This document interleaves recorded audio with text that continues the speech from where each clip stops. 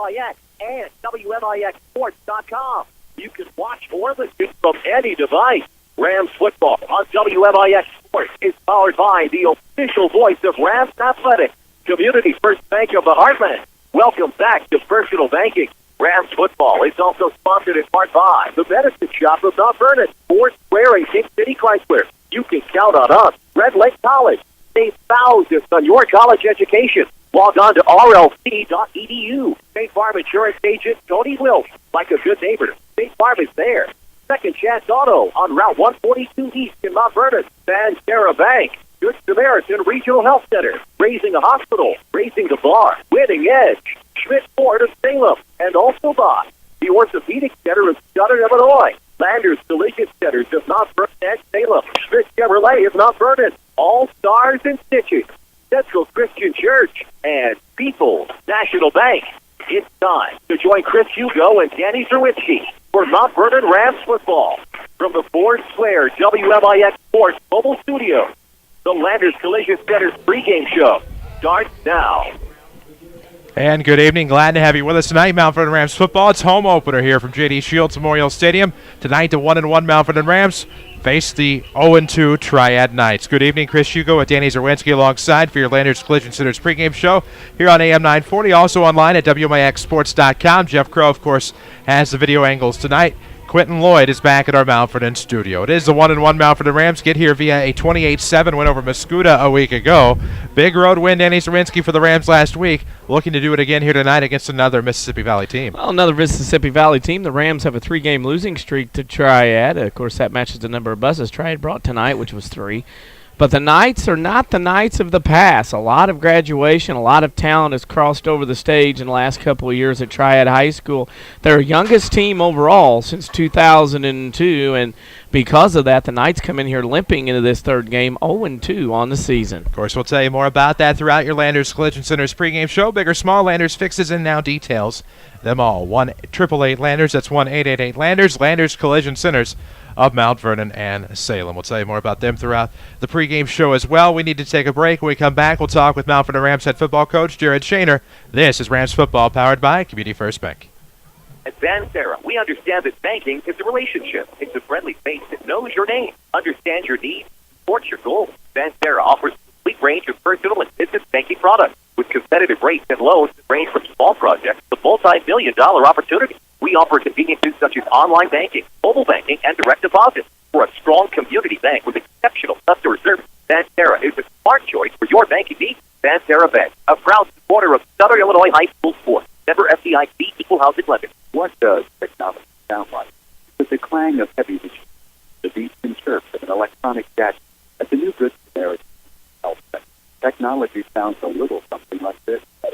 It's the sound of a young girl excited because her mom is being released the same day as her minimally invasive surgery. Thanks to the Da Vinci surgical robot, our surgeon hand motions are seamlessly translated into smaller, more precise movements. But surgery isn't the only way Good Samaritan is raising the bar for advanced healthcare in Southern Illinois. That's the sound of a health record being updated, stored electronics for access by nurses, primary care doctors, specialists alike. That's why we use all electronic patient health records.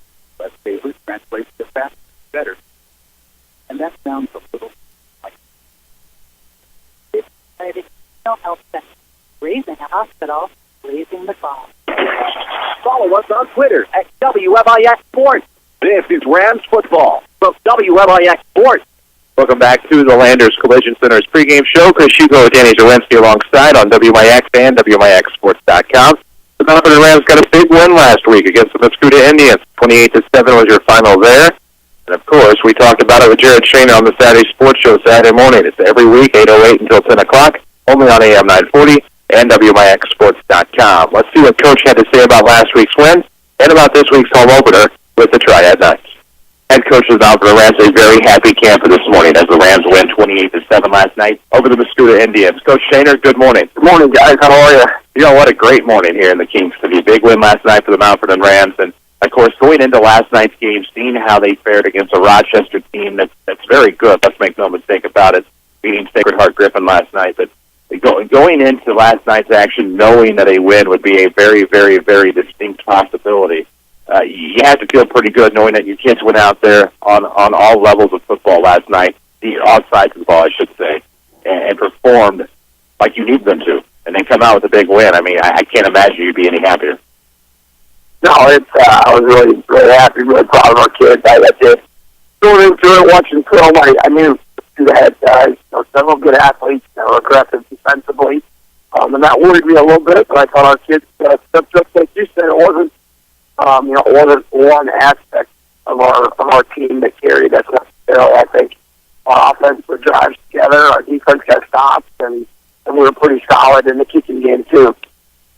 A no-huddle offense to start the game last night. Onside kick, then when you got the football, you kind of forced the tempo on Mascoutah. Did you think that really caught them off guard to start the game last night? Well, I think so a little bit. We just kind of decided, we have not done that before, and typically as you guys know, we're waiting for the play clock to get down into the 6-5-4 range before we're snapping it. We just thought, let's come out. We'll do some stuff at the line of scrimmage. We went with we kind of call it our heavy package, an extra lineman in there, take out a receiver, and just try to pound the ball at them a little bit and get right back on the line. Do it again, and I think it did catch them off guard a little bit, and move the ball pretty successfully that first drive. Looking at the first thing I noticed last night, obviously on there, was the offensive line. I think asserted themselves early, forced Mascoutah backwards a lot of times in running the football. And I thought that particular group set the tone for the evening and for the win for your team. I thought so too. Our football line came out and did a nice job, like you said, especially at the beginning of the game. And it's always good, D linemen get subbed in and out for two reasons. Number one is they're out of breath. Number two is they're getting their butts kicked. And I watched them sub quite a few defensive linemen in and out of the games last night, and I think it's because of the second reason.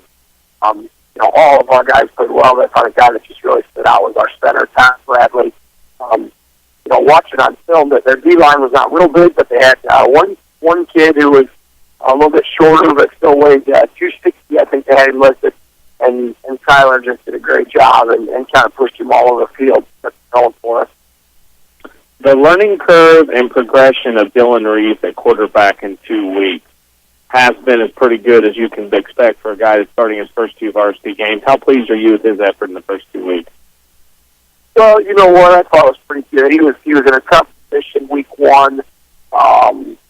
Rochester, like we talked about, has for sure one Division I defensive end, and quite possibly a second kid will develop into that. And so, our passing game, typically we run a little bit of quick stuff, and then, play action, our bootleg series. And both of those things are hard to do against really good defensive ends. So week one was a struggle, but overall I thought he made pretty good decisions. And then last night came out and, just did a good job. Last night was about perfect. If we could have every game, kind of scripted, I think we ran it about 60 times and threw it 8. So that's just great. That means we're running the ball well. And I didn't realize it. Dylan completed all of his passes. Unfortunately, one of them was to a Mascoutah kid, so he was technically 7 out of 8 last night, but still a pretty good night. Well, and with Dylan Reeves, I've yet to see the kid make a bad decision. And that's the thing about it is that even that pass that was intercepted, that still yet was not a bad decision. And it's remarkable to be able to have that type of leadership, that type of ability out there on the football field to lead the rest of the offense. Well, he has done a good job, and Dylan is a three-sport athlete. He's grown up with sports, and I think he's done a good job being coachable. And Dylan puts a lot of pressure on himself. He wants to excel.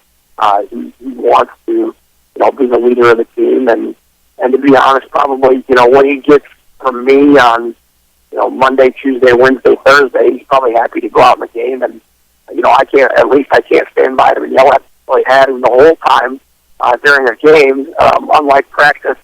So I try to stay on him, and he really responds well to that. And again, along with everybody else, just did a good job for us last night. Well, and it seems like everybody did a good job for the Mount Rams last night. I have a feeling we're going to be talking about the O-line much throughout the season for their successes and giving them accolades. But a kid that came in last night, got a dive play for a touchdown, made a lot of big hits last night, was Drew Hester as a sophomore. I have a feeling that's a kid we're going to be talking a lot about over the next few years. Well, I think you're right. I hope you're right. Drew's a sophomore starting varsity.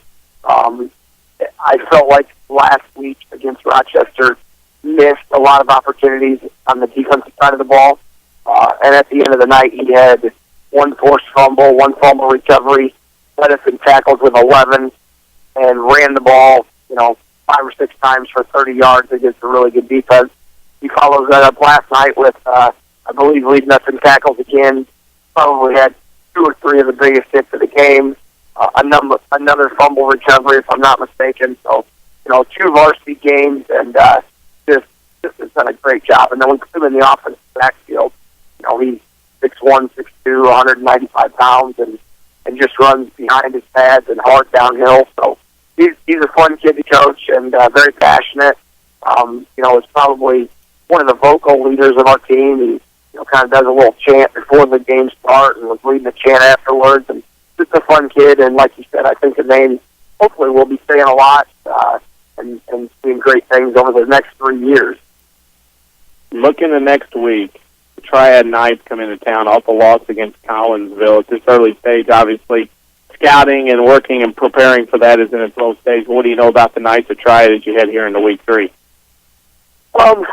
Not a lot in terms of, this season. I think the thing with Triad, which I hope that our program is moving in this direction. It's year after year, you know what you're going to get from them.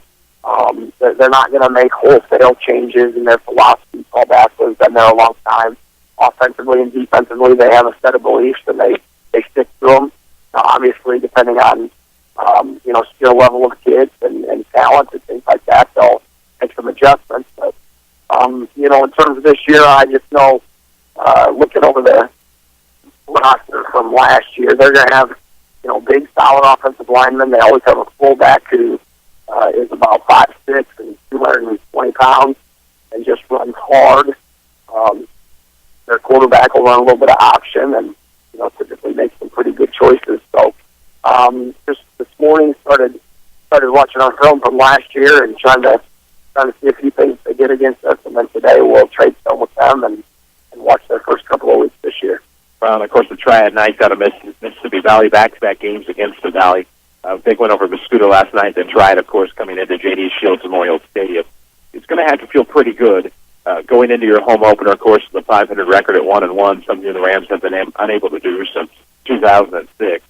I think it's just one of those things that you have to feel pretty good coming off a win for your home opener. Well, I'd say it does. It beats the heck out of the alternative. I know that. I think we were excited last night, and this morning we'll come in and work a little bit and watch some film, and then the thing about football is you can't dwell on it too long, or sports in general.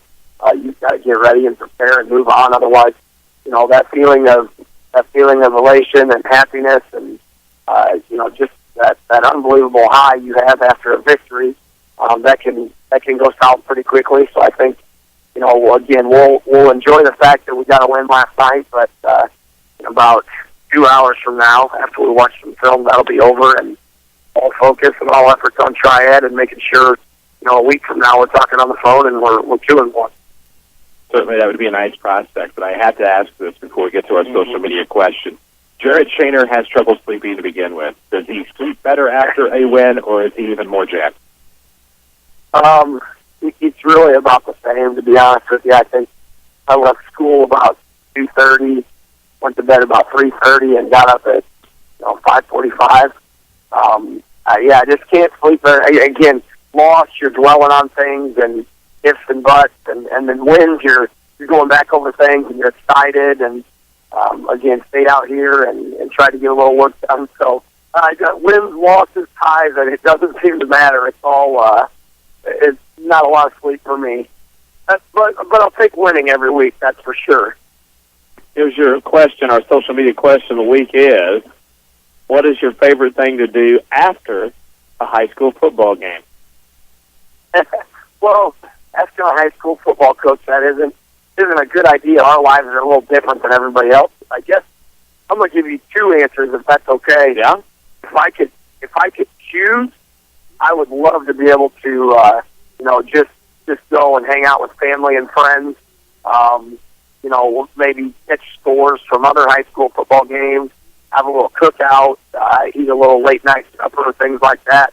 Unfortunately, that's, again, for me, that's kind of fairy tale land. So, really, it doesn't bother me. I enjoy what I do. So, being out here and to be honest, last night the rest of the coaches went home and the players go home, and I enjoy the downtime a little bit. Sit in front of the computer and maybe watch film a little bit and get it into our huddle program, and just to relax and try to unwind peacefully and a quiet off by myself is a pretty good feeling. Win is always a good feeling. Congratulations on the first win of the season against Mascoutah, Coach Shaner. Thanks for having me, guys. I appreciate it. That was Rams head football coach Jared Shaner on this past week's Saturday Sports Show. Don't forget you can tune in each and every Saturday morning after the 8 o'clock news. We hope you'll join us tomorrow as we talk to Coach Shaner, Coach Johnny Hollis of Stetson, Lear, Waltonville, Woodlawn, as well as our WMIX correspondents, plus many, many more. It's all tomorrow morning here on AM 940 and again on WMIXsports.com. Plenty more talk coming your way about tonight's matchup between the Mount Rams and the Triad Knights, live from J.D. Shields Memorial Stadium. This is your Landers Collision Center's pregame show. Big or small, Landers fixes and now details them all. Next time you need premium detailing, see the folks at Landers Collision Centers in Mount Vernon and Salem, 1-888 Landers. We'll take that break. This is Rams football from WMIX. Hi, this is Joe David Cummins, President of Community First Bank. Now is a great time to move your account to Community First Bank. With our new One Account offering the highest interest rate in the market, free checking, and CD specials delivered by people you know and trust, why would you not bank with the market leader in Jefferson County? We offer 5 locations and 7 ATMs and have been serving the Jefferson County market since 1906. Stop in and see why our bank is the fastest growing bank in Jefferson County. Community First Bank. Welcome back to Personal Banking. Member FDIC. Have you been by Second Chance Auto lately? The selection is amazing. Their lot is full of great-looking, dependable cars, trucks, SUVs, and vans. Family owned for the past 33 years, Second Chance Auto is the cure for summer new car fever. No one has a better selection of nice vehicles priced under $10,000. Almost all their vehicles come with a generous 3-month, 3,000-mile warranty. There are no dock fees, no shipping fees, no processing fees, and absolutely no gimmicks. Just honest deals at low prices. Second Chance Auto, Route 142 East in Mount Vernon. Call 244-4582. Second Chance Auto. Don't just dream about a better job. Go get it with scores of programs that take 2 years, 1 year, or even just a few months to complete. Red Lake College is your gateway to a career you'll love. From nursing to coal mining, from computer programming to cosmetology, and everything in between. Red Lake College is affordable, convenient, and ready to get you trained for your new job fast. Call us at 618-437-5321 or visit us at rlc.edu. Broadcasting live from the WMIX mobile studios, driven by Ford Square. This is Mount Vernon Rams football. Honoring America from J.D. Shields Memorial Stadium on your Landers Collision Center's pregame show. We'll take a break. This is Rams football, powered by Community First Bank. Friday Night Lights are back. The best in high school football content is right here at WMIX Sports. Don't miss area coaches and our panel of experts as the Saturday Sports Show revisits the region's most important games. We'll also recap the WMIXSports.com scoreboard, plus talk up other local sports. Look for the Saturday Sports Show after the 8 a.m. news on WMIX 940 and WMIXSports.com, powered by Crossroads Community Hospital. It's more than a hospital. It's what healthcare should be. Does it frustrate you when the person in front of you at the grocery store searches in their purse for what seems to be a half hour trying to find exact change? Tell them about People's National Bank Visa check cards and make everyone's shopping experience a little quicker. Just swipe your card, sign your receipt, and you don't have to worry about exact change. Need cash back? Just enter your PIN number and select the cashback button. You have an instant ATM. People's National Bank. Member FDIC. Non-usage fees may apply. Protect yourself and the ones you love by getting a flu shot at the Medicine Shop Pharmacy. It's the smart and healthy thing to do. Just walk right in. No appointment is necessary, and no prescription from your doctor is required. The shot is no cost to Medicare primary beneficiaries with Part B. Here's pharmacist and pharmacy owner Eric Black. We have a seasonal flu shot event, which is not just one day, but usually 4 or 5 days that we schedule nurses to come in and give shots. I can also give shots to anybody who can't make those days, for example. The Medicine Shop is also offering flu shot clinics. Here are the dates. Get your flu vaccine between 9 a.m. and 6 p.m. on Tuesday, September 24th, and Thursday, October 3rd, Monday, October 7th, and Tuesday, October 8th. If you're homebound, every effort will be made to schedule a home visit. Call us if you require this service. The Medicine Shop Pharmacy, 2339 Broadway in Mount Vernon, or call 618-242-8776. Your home for the Mount Vernon Rams is WMIX Sports, powered by Community First Bank. 10 minutes away from the opening kick here at J.D. Shields Memorial Stadium, home opener for 2013. The Mount Vernon Rams welcome the Triad Knights. Good evening once again on your Landers Collision Center's pregame show. Landers, big or small, they fix them all. You'll have to see for yourself at their Mount Vernon and Salem locations. Landers Collision Centers, 1-888 Landers. And, of course, Landers also not only donated a golf cart to the Mount Vernon Rams football program, but also refurbished and repainted their other golf carts. So benevolence from Landers Collision Centers, not only in sponsoring this pregame show, but in their contributions to the community as well. As aforementioned, Chris Hugo and Danny Czerwinski on WMIX. Jeff Crow brings you the video on WMIXsports.com. Quentin Lloyd keeping us on the air back in the studio. And, of course, the Triad Knights come in at 0-2 mark after a Week 1 loss against Mattoon. Lose last week to always tough Collinsville, at least in terms of that Triad-Collinsville matchup, maybe not in terms of 7A, 8A football. But a rough start for the Triad Knights, who come in with a lot of youth. Well, it's a lot of youth. It's your youngest team since 2002, but it's a Triad team that still believes in the option. Will run the football majority of the time when you look at the two games. In fact, Triad rushed the ball already 90 times this football season. They've only thrown it 6 times. They lost Medved. He's not back. He's gone. He's graduated, and that was a guy that really tore Mount Vernon up last year on that Saturday afternoon football game. But this is a team that has struggled defensively. Gave up 36 to Mattoon, gave up 24 to Collinsville. So for a team that runs the football a lot, they're giving up way too many points to be trying to come from behind. Well, and this is a Triad team, the program, I should say, that over the past few seasons has owned the all-time series with the Rams. The Rams in the first 8 meetings, I believe, had a 7-1 career mark. But over the last few years, it has been all Triad. If there was a time or a season or a year for the Rams to get back into the matchup, it would be 2013. Well, between 2000 and 2009, the Rams won 7 of 8 times, as you mentioned. And then, of course, the last 3, and they haven't been close. Triad won by 13 and 10. They won by 22 and 11. They won last year by 30. So Triad's kind of went the other way. Of course, Triad also, the fact that they have only lost 7 conference games since 04 in the Valley. Problem was 3 of them were last year. So they go 4-5 last year, missed the playoffs for the first time in 8 years. Injuries last year, youth this year. Right now, not looking to make the playoffs for the second year in a row. Well, and of course, for Paul Bassler, the head coach of Triad, he's only, I believe, 10 wins away from the 100-win plateau. So pretty impressive mark, of course, for coach at Triad. But in turn, you have Jared Shaner and the Mount Vernon Rams get their first win since the Carbondale game in 2011 that was here at J.D. Shields Memorial Stadium. Haven't been over 500 since, I believe, Week 5. At the end of Week 5 of 2000 and, of course, 8. And so you have a team looking to kind of get it back above that mark with a 2-1 record if they can get a win here tonight at home. And a sparse Mount Vernon home crowd thus far, but I have a feeling a few more are going to trickle in. There's a lot of people standing down there by the fence and probably concessions and chit-chatting before they come to their seats, the old later riding crowd as well. But, it's one of those deals where if this is a game, a lot of people have picked Mount Vernon to win based on record stats in 2 weeks of the season. But when you look at it this way, this might be a game a lot of people would pick Triad, and this is the first of many as you turn the corner in this football program where, in my opinion, if you're getting ready to turn the program around and make that turn around the corner, you got to win games you're not expected to win. This is number 1 right here. They are not expected to win, And this is the first one. A little more people picking them to beat Triad, but one of those not expected to win.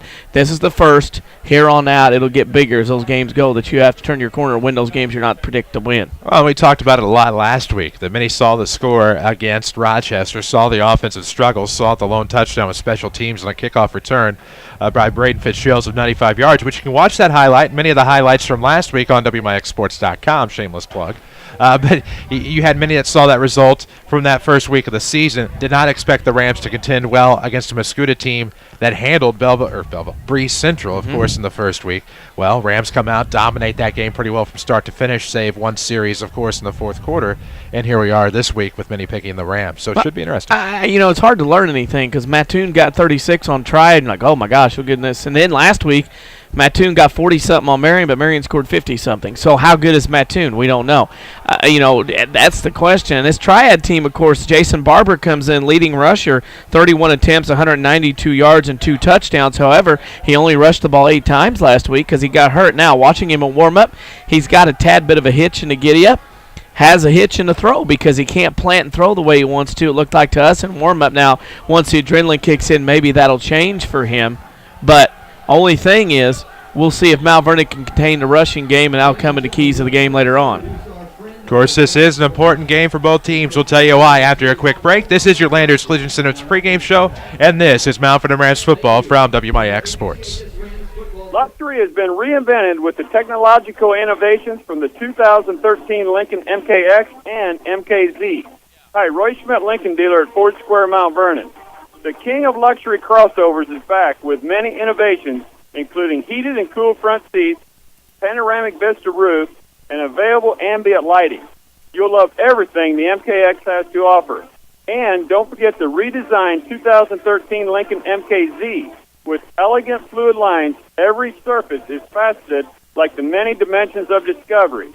For a very limited time, enjoy $4,000 in dealer discounts plus 0% financing for up to 60 months on the MKX and MKZ.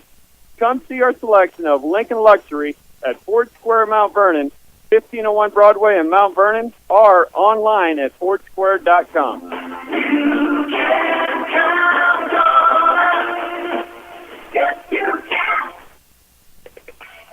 This is Chase Landers with Landers Collision Centers.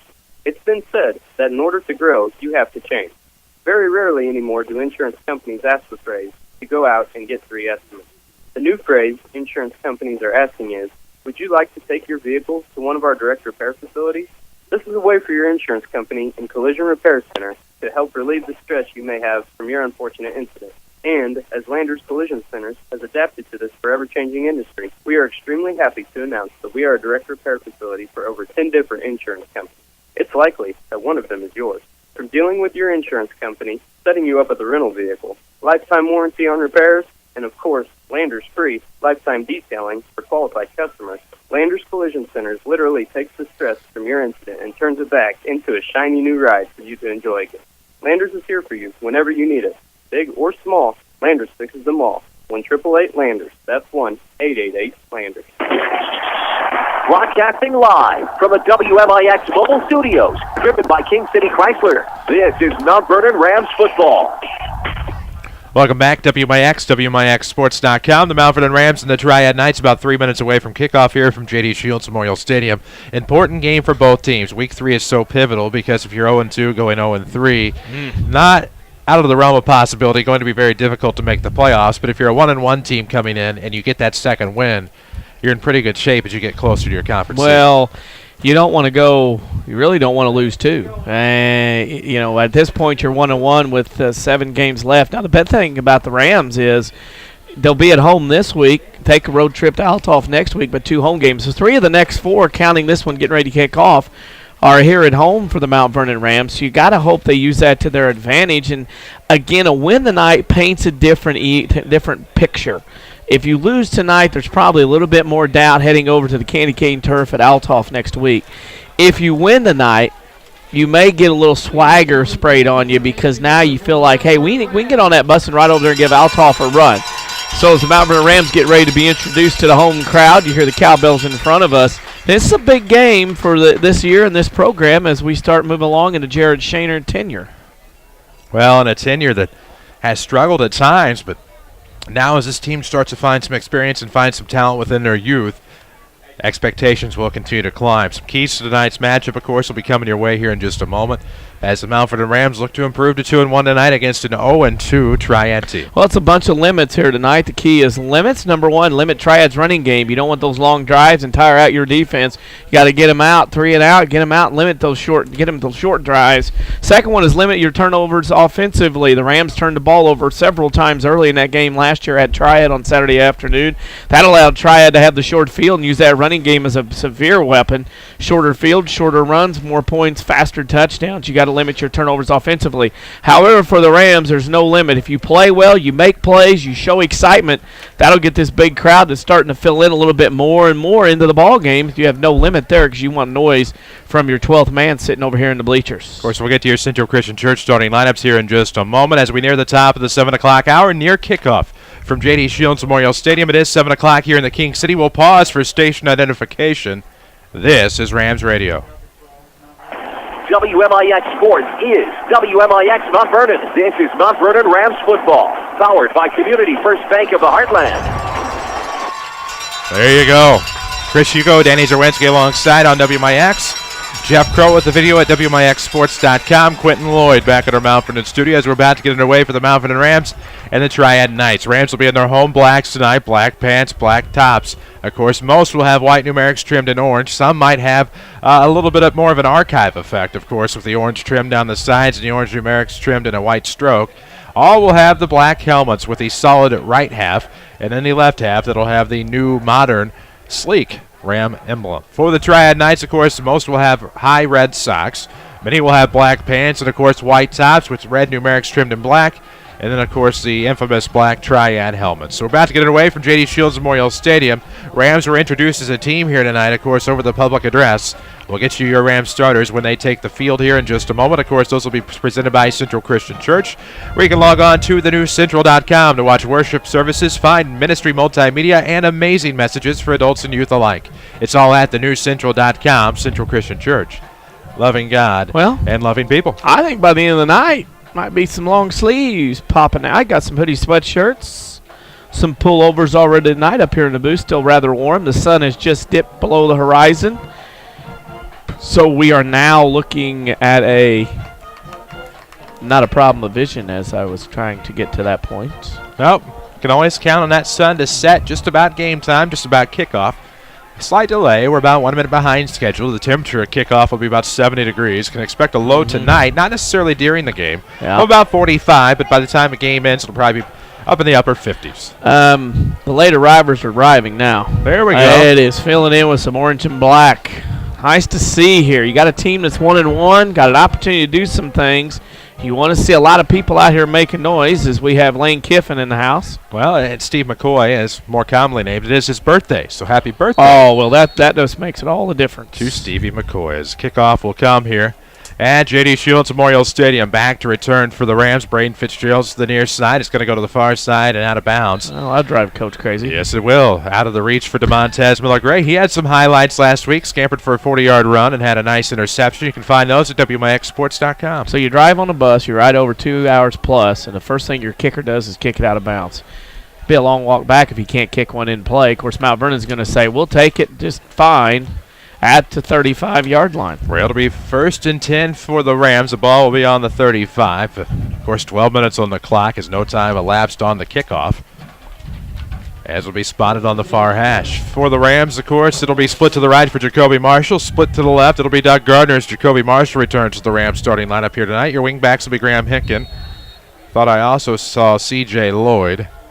And quite possibly DeMontez Miller-Gray with your quarterback, the junior Dylan Reeves under center. The man in motion is going to be Lloyd coming to the near side, and it's going to be a run up the middle. Along that far hash, maybe a gain of 2. It'll be 2nd and 8 for the Rams. Yeah, not much there. Just a little fullback dive off the left side in that tight formation. Might be some scripted plays here as we move along. Crowd still filtering in. So some different starters in the lineup tonight. Line is pretty well the same. Not many changes there for Jared Shaner, Alex Hopkins, Josh Borland, Tyler Bradley, Cody O'Neill, and Eli Phillips, of course. listed as my starters here for tonight's offensive starters for the Mount Vernon Rams. Reeves back under center. Lloyd in motion again. It's going to be a quick pitch to the near side. Gets to the near hash at about the 35. Lost yardage. This point gets to the 40. Now buries the head and gets to about the 44-yard line. That'll be a gain of about 7 and it'll bring up 3rd and 1.5 here for the Rams. Well, scoreless in your first That quarter. was a case. You see running backs get to the hole too quickly, and you could see that time from Mount Vernon, number 30, C.J. Lloyd. Time it. Wait for his blockers to get in front of him, make the blocks, and he turned it upfield. Patience by a running back, huge that time. Indeed. The ball will be on the near hash, just shy of the 45-yard line. Split to left, Gardner. On the right, it's going to be Jacoby Marshall. Quarterback keeper gets to about midfield on the near hash. The QB keep works for about 5 yards. It'll be 1st and 10 for the Rams near midfield on the near hash at the 11-10 mark of the first quarter. Still seeking a score here from J.D. Shields The Memorial Stadium. offensive line picking up right from where they did last week. They're dominating up front right now. All positive yardage after 3 plays and a first down. At what yard line? 49 Thank on the you. near. Just checking. In Ram territory on the near hash. We drop below the 11-minute mark. Some of us have grown up since then. Quick pitch to the left side. Miller Gray. The hyphen past midfield. Gets to the 45. Still on his feet. Trying to cut to the outside at about the 40. Now at the 30. Oh, and tripped up at about the 25-yard line in Triad territory. That'll go down. It's about a 26-yard run, depending upon the spot of the ball. Good run. Yep, good little run. The Rams on a march here. And they are dominating up front. Gray, I mean, there's so many options. You got the power in Hinken and Lloyd. Then you bring in the hyphen after that, and he takes care of business to run down that left side quickly. And same personnel for the Rams. It's been effective thus far. Your wingbacks, of course, are Miller Gray and C.J. Lloyd. Fullback is Graham Hempkins. Split to the right, it'll be Marshall. In motion, it'll be Lloyd. It's going to be a handoff to Hinken. Goes off tackle, bulldozes his way down to about the 15. We'll call it the 16. It'll be a gain. It looks about 10. I wouldn't be shocked if they move the chains here. The referee will go in and look. PA announcer jumped to start. PA announcer, I guess, was listening to youthful this. exuberance as they will bring a chain over and measure it. He's already called it. He don't need any spotters over there. What is He's he a good talking about? personal assist. 10:38 to play in the first quarter. We're scoreless from J.D. Shields Memorial Stadium, powered by Community First Bank, where if you're tired of big corporate banking, you have a choice in Jefferson County. Community First Bank is at home, and Dick Sign at Woodlawn and Mount Vernon. Welcome back to personal banking. Member FDIC. That's the Federal Deposit Insurance Corporation.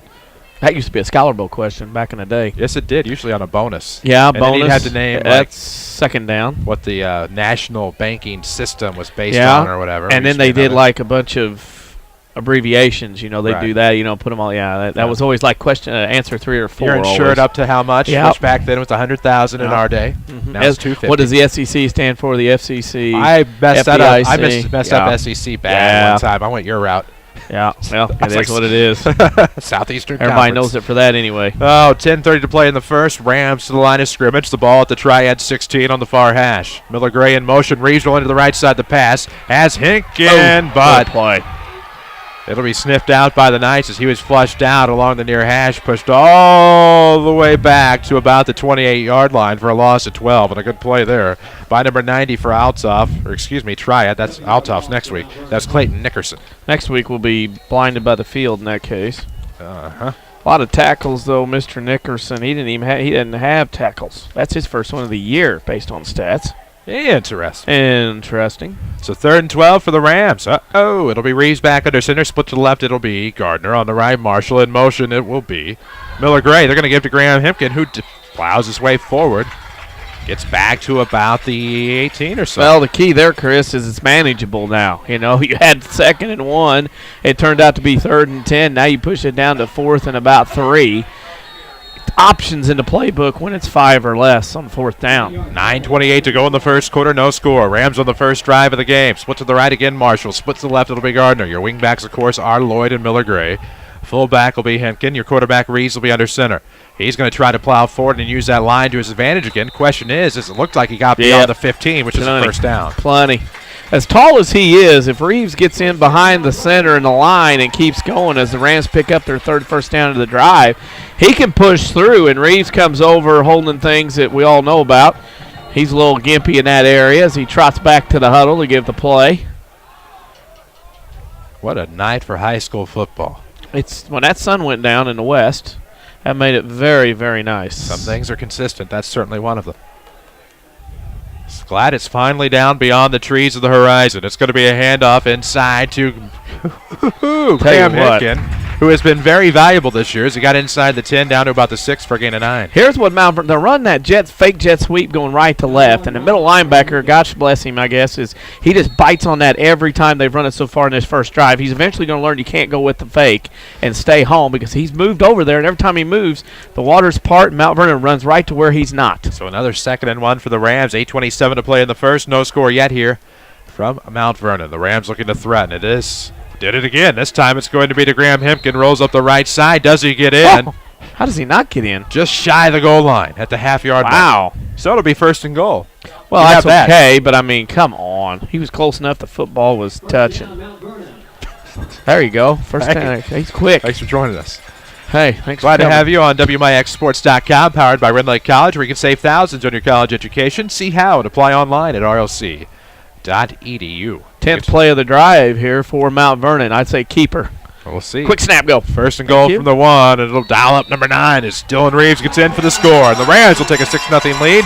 Here to open things up at home in the opener. 4-minute drive. Goes 65 yards on 10 plays. And the Mount Vernon Rams have scored to start the game.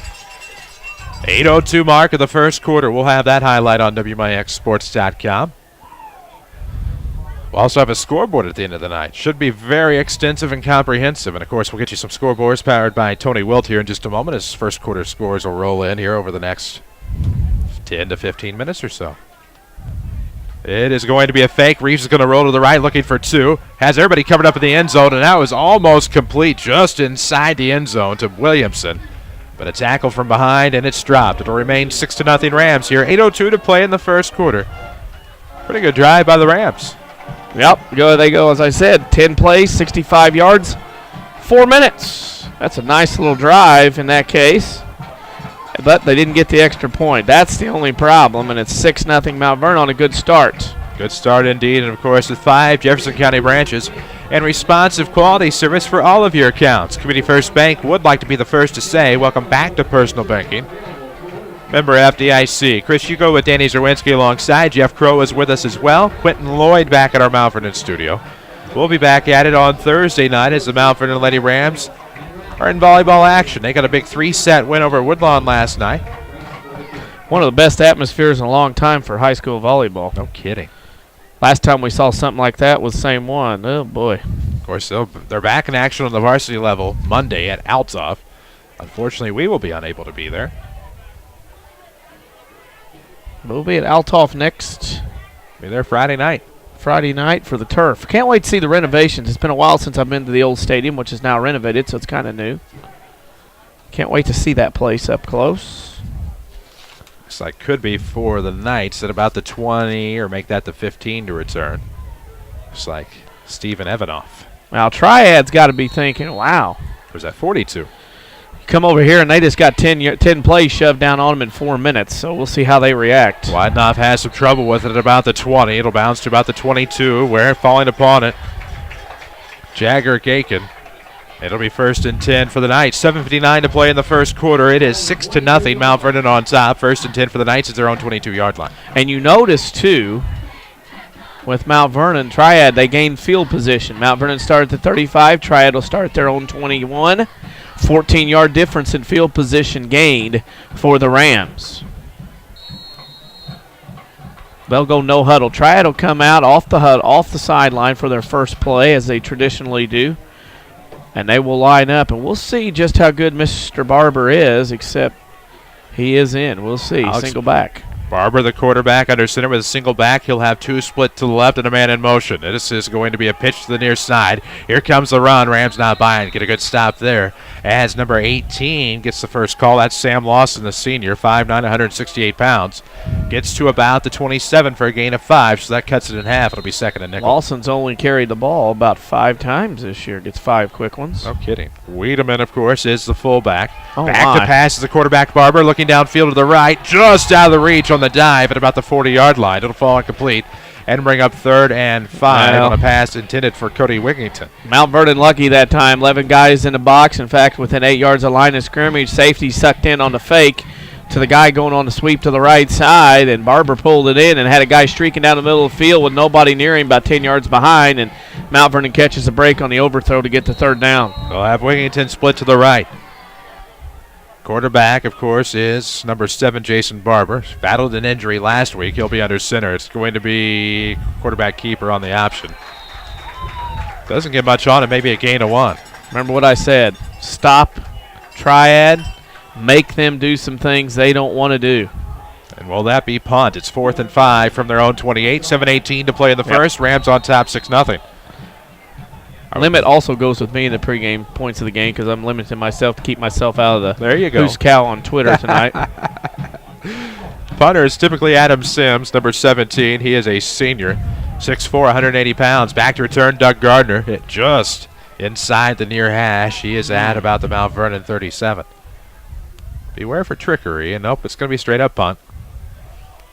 And they are all going after Doug Gardner. If he can get to the left, he may have something. Shakes a tackle at about the 40. Going to be pushed back, but did get to the 40-yard line. We'll see the spot of the football. Two different things from two different officials. But at 6:43 to go in the first, the Rams will have their second drive. It'll be 1st and 10 on top, 6-0. Still twilight out there as lights haven't fully taken effect here at J.D. Shields Memorial Stadium, but takes a while. Takes coming in. You got to turn that thing on when it's about noon. It's like the old lights they used to have at the some of the gymnasiums around the area before everything changed, and you turn them off and it take them 15 minutes to turn on. I know a place where we still battle that on a daily basis. I know a place that used to flip them off, and it cost them while out in trouble one night caused a 10-minute delay. Changed the outcome of a game. Never want to have that. Southwestern Jefferson County. Couple of wingbacks for the Rams, same personnel this time. Actually, it's going to be offset I. And this is going to be off to the near side for Drew Hester. At the 40, gets to the 45 midfield. He'll be pulled down at about the Triad 47-yard line. So that'll be a gain of about 15 yards. Don't want to be say we got a break, but Mount Vernon got a break because they had an illegal formation. They had guys covered and uncovered, and so many I couldn't even count. Referees were not looking for that at all at that point.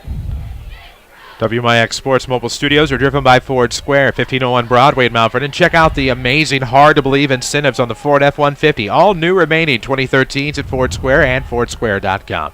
In motion, it's going to be Lloyd. Ooh, nice little turnaround for Dylan Reese. Finds his seam as he gets to the 45, pulled down at about the 41. Gain of about 8. We'll bring up 2nd and 2 here. 6:27 mark of the first. Still 6-0 Rams. You run that play, the quarterback keeper, not in the sense of like you normally see it up the middle for a dive. You run the fake the pitch, and you spin and keep going. And what that does is lifts the linebacker up and gets him to go because he's going to trail off the fake, and that leaps it up the middle. Right now, the middle's parting all day on anything Mount Vernon runs. They're owning it right now. They're working well with this group of backs out there. Graham Hempkin checks back in. In motion, Miller Gray. It's going to be an inside handoff to Graham. And, of course, what's he do? Tumbles to about the 35 for a gain of 6 for another Ram first down. Tough run there that time. That's those hard nose yards where you take a licking and keep going. As that is the 6th first down for the Mount Vernon Rams here in this first quarter. A lot of love for a player like Graham Hempkin. Guy could go in and just run people over. You have some razzle-dazzle speed out there, of course, with DeMontez Miller-Gray. Other wing-back, of course, to the left. And this offset I now, it's going to be C.J. Lloyd in motion. Pitch is going to come to the right side. Lloyd to about the 35, follows his blocker to the 30, somehow tiptoes the sideline. There's a flag at or near the 25. We'll see what the ruling's going to be in with the spot. If it's a hold, it's going to cost the Rams 1 yard. If they do it from the spot of the foul. It's a hold from the 25. We'll see where the flag is. I think it's at the 25. Holding against Mount Vernon. Yeah, they're going to move him back 10, which will cost Mount Vernon 1 yard in the long run. In the grand schemer of things, huh? Yeah. Because the line of scrimmage is at the 34, and the flag, if it's at the 25 or somewhere in that vicinity, it may cost them an even 0, depending on what happens. The Rams had 10 yards, but that'll get nullified. So we'll see how happens. They walk it off. Yeah, it's from the 25, so it goes to the 35, which means it's a 1 yard penalty. 5:35 to play in the first quarter.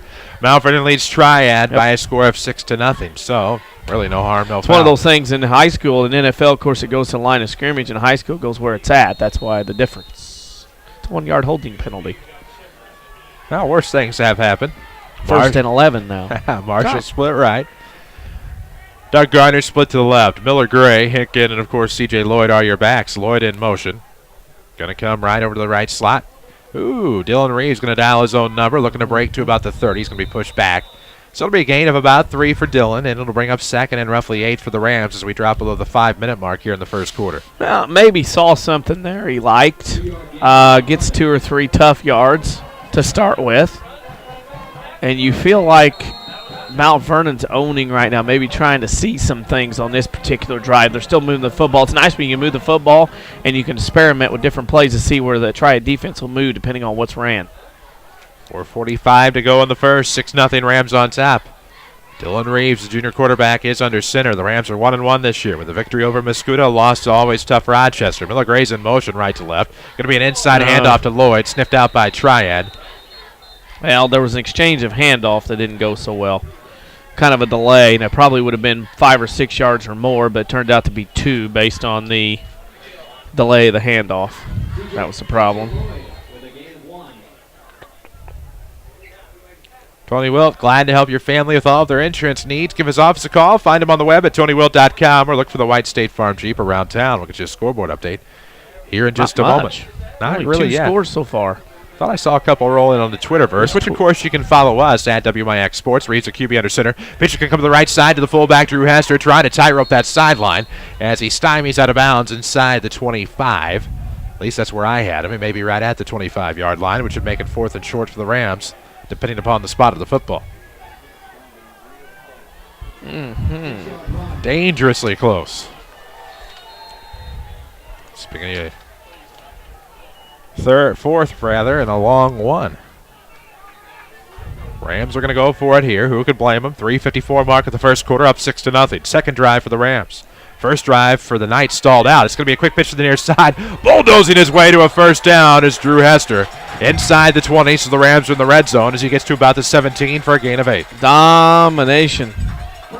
It's amazing. There are 5 backs that have touched the ball from Mount Vernon. There's only been 1 negative yardage.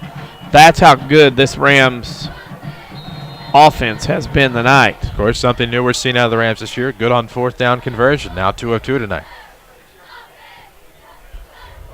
3:40 to play in the first. They're going to split out to the left and to the right. Same personnel for the Rams. The quarterback reads under center. Miller Gray in motion. This time it's going to be to Graham Hempkin. And off tackle between the hashes, fighting for positioning inside the 5. Maybe right to the 5. Another 10 yards. Just keep racking them up. 8 first downs for Mount Vernon in this first quarter, and we, at this point, are only 3.5 left. Racking them up. First quarter action from J.D. Shields Memorial Stadium. Home opener for the Rams on top 6-0. Looking to extend that lead against a Triad Night team that has had their way with the Rams the past 3 years. 7-4 in favor of the Rams is the all-time series between these two teams. 3:11 to play in the first. It is going to be to the left to DeMontez. Miller Gray finds a seam. Can he get in? Tried to go to the far side from the 5. He got Doesn't 4. look like it. So it'll be 2nd and goal. This will be the 10th play of this drive for Mount Vernon. How about this? You could have 2 10-play drives in the first quarter and score. 2nd and goal for the Rams from just inside the 2-yard line. Ball spotted on the far hash. Reeves, the quarterback under center, going to have a man in motion. Reeves obviously going to keep it himself. Does he get in? He does. And that'll be a 2-yard touchdown for the Rams, who now lead it 12-0. Picking up where they left off from a week ago. Yep. 10 yards and approximately 3.5 minutes. Dylan Reeves again. How about that? Not bad. There's the horn. There it is. That play started their own third drive, 62-yard drive that time by Mount Vernon on 10 plays. 12-0. On for the point after. Of course, it'll be the quarterback Reeves. Held by Millwood. The kick is up. Looks like it's good, and the Rams get the PAT to take a 13-0 lead with 2:37 to play in the first. Nice, nice, nice. And, of course, Rams football is presented by Community First Bank of the Heartland. Familiar faces could be in new places. That's because Community First Bank continues to expand, but they continue to welcome you back to personal banking. Find them in 5 Jefferson County locations: Mount Vernon, Dix, Woodlawn, and Ida. Member FDIC. Exactly what the Rams needed, and something about the number 10. Yeah, it's rolling. It is rolling, that's for sure. Rolling indeed. Of course, you can watch us online at WMIXsports.com. Friendly for any device, especially your iOS devices. Whether it be the iPhone from the 1st all the way to the 5, or here in the next few weeks, the 5C or even the 5S, and of course, Android friendly as always. Blackberries are welcome as well. Can't forget about them. Windows phones. Any mobile device. We'll leave it at that. 2:37 to play in the first quarter. Chris Hugo with Danny Czerwinski alongside on WMIX. As we near the bottom of the 7 o'clock hour, we'll take care of that in just a moment. As back to return, it'll be Wiedemann, the fullback, 5'7" for Triad. On to kick off, of course, it'll be Mr. Everything, Dylan Reeves. He's really earning those fantasy points tonight. Yeah, if you got Dylan Reeves in a fantasy game tonight of high school football, you're doing pretty good. Squib to the near side, and whoa, that'll be picked up by Triad. The boom leveled by the Rams. That was Miles Tate as he lowers the boom at the 2:33 mark of the first. What a tackle, and Triad's going to get 3 yards on the kickoff return. He'll learn not to pick that up again, I bet. He's going to leave that alone next time. I believe that to have been the sophomore Lucas King for the Knights, who are going right to left here in the first quarter that has approximately 2 minutes and 33 seconds left. 10-0, Heron over DuQuoin the first. Pinckneyville and Benton are scoreless after one, as are Centralia and Effingham. It is El Dorado over CZR 15-0 early first, and at Fairfield with only a 14-8 lead on Alvarado Trico east of us on Route 15. Very nice. Tony Will, glad to help your family with all of their insurance needs. Give his office a call. Find him on the web at TonyWill.com or look for the white State Farm Jeep around town. 8-0 Pinckneyville. Early second, the Panthers have punched it in. Saw that on at WMIX Sports on Twitter. You should give it a follow. I know I do. Well, I'm a part of it, although you do more. As this is going to be a handoff for, actually, nope, the quarterback's going to keep it for Triad. Jason Barber trying to break to the far hash. Shy of midfield for a gain of 7. Maybe a gain of 6 because he's more at the 49 with 2:20 play. I noticed, if you did as well, that Centralia now up 7-0 on the Hearts, but I saw their Barber just doesn't have the giddy-up go as we have seen in the past. Not at all. Not what we're used to seeing, especially from the likes of like a Christian Moon, who is very effective with the option for Triad. They're going to flush this quarterback near the far hash, and he's going to be dropped back to about the 40. So that's going to be a half sack for a couple of Rams defenders. I think Tyler Knudsen was in on the play. They're on the far hash. It's actually going to be about the 41-yard line. So a loss for the Knights makes it 3rd and about 12 for Triad as we drop to the minute 45 mark of the first quarter. 13-0 here on Friday the 13th from J.D. Shields Memorial Stadium. The Rams up a pair of touchdowns on the foes from the Mississippi Valley Conference. Many would like to see a possible merger of these two conferences. That's more wishful thinking than anything. It's going to be reverse going up to the right side. Can the Rams get to it? They do. They give chase to about the 45, gets down to about the 47. Trying to break to the outside was Triad. The runner on that one was number 24. That's what I was wondering. Averill. Yep. Thought I'd help you out. Thank you. I could not Welcome. see. White jerseys have not been kind to me thus far this year. Got to get the old peepers checked, I guess. 4th down, and Triad's going for it, down 2 scores. They are. 4th and 6 from their own 47-yard line on the far hash. We drop below the minute mark here in the first. 13-0 Rams. Averill in motion. It's going to be a handoff, but it's wasn't going to be for very far, but slipping a couple of tackles there along that far sideline down to about the 45. So that is actually going to be a gain of about 7 as Hester makes the tackle on the play as Triad is able to get there another first down. And that is a case there of Triad trying to get through. They do get through with their first down of the quarter. Split to the left, looks like Alex Crean. Quarterback Barber is under center, single back set. He's going to keep it himself on the fake handoff. He's able to break around the hash. Jumps, jives, and wails to about the 35-yard line. A gain of 10 will be another Triad first down. And the thing about it is, if you're Triad, you can't get spooked by the fact that you're down 13 points. They can stay within their game plan and get something done and stay in this ball game, being that's the first quarter. 37.3 seconds to go. First quarter action from J.D. Shields. Triad trying to march the football. They're in Ram territory on the 34. Ball on the far hash in motion. It's going to be Averill. And it's going to be the quarterback, Barber, keeping himself. Breaks a couple of tackles. Gets to the outside at about the 20, inside the 15. We'll see where the spot of the ball is going to be. Looks like it should be right about the 16-yard line. So that is going to be a gain of about 18. 3 first downs. Not good. Cesar and Chester at the end of one. Scoreless. That would be huge for the Red Devils. They could come up with one there. Yes, it would. We'll talk with Johnny Hollis tomorrow on the Saturday Sports Show. We'll also talk with Rams head football coach Jared Shaner. As the quarterback for Triad, Barber will be under center. Split to the left. One to the right, one in the slot, and this is going to be an inside handoff. Sniffed out. Nope, it's going to be Barber keeping it himself. Good job on the option there. Not such a great job on the option read by the defense as he gets inside the 10 to the 9. Gain of 6. Showing some pride and moxie there, even with that bad foot as we wind the first quarter down. Cannot imagine another play will get off here at the end of the first quarter. It is the Mount Vernon Rams 13, the Triad Knights nothing. When we come back, it'll be 2nd and 8 for the Knights here. This is Rams football from WMIX Sports. Too expensive to get back into shape? Not anymore. Ren Lake College's new fitness center is only $53 per semester. They've also thought of everything with universal machines, free weights, treadmills with dedicated TV screens, ellipticals, and more. Qualified dance instructors are also available. Or go at your own pace with DVDs that can be used in the exercise room. Best of all, it's open 7 days a week. Check out the Ren Lake College Fitness Center in the Marketplace off Potomac Boulevard in Mount Vernon. Or log on to renlakecollege.edu/Fit Center. Hi, this is Joe David Cummins, President of Community First Bank. Now is a great time to move your account to Community First Bank. With our new one account offering the highest interest rate in the market, free checking, and CD specials delivered by people you know and trust, why would you not bank with the market leader in Jefferson County? We offer 5 locations with 7 ATMs and have been serving the Jefferson County market since 1906. Stop in and see why our bank is the fastest growing bank in Jefferson County. Community First Bank. Welcome back to personal banking. Member FDIC. Streaming worldwide at WMIXsports.com. This is Mount Vernon Rams football from WMIX Sports. And we welcome you back, J.D. Shields Memorial Stadium. Chris Hugo with Danny Czerwinski alongside as we head to the second quarter. Triad threatening. They'll have 2nd and 4 from the Ram 8s as they're trying to punch in their first score of the game. Triad 0-2, losses to Mattoon and Collinsville. To open up the season, the Rams, of course, 1-1. Lost 32-6 at Rochester, but won 28-7 on the road last week at Mascoutah. Now leading 13-0 over Triad. It'll be the quarterback Barber under center. Tailback this time will be Bryce Wiedemann.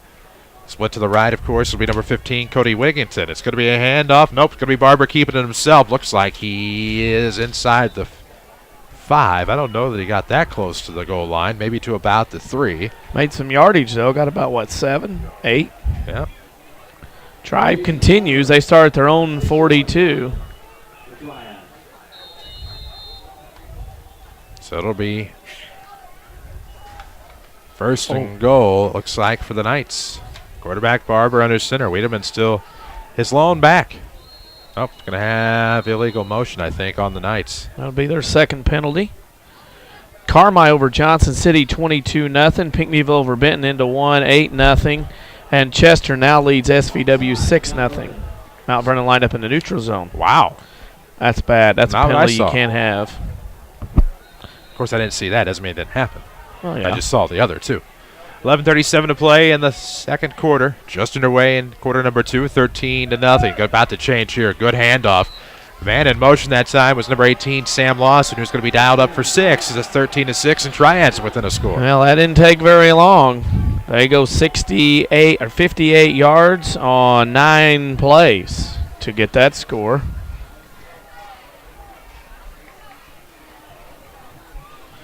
And take about 3 minutes to do so.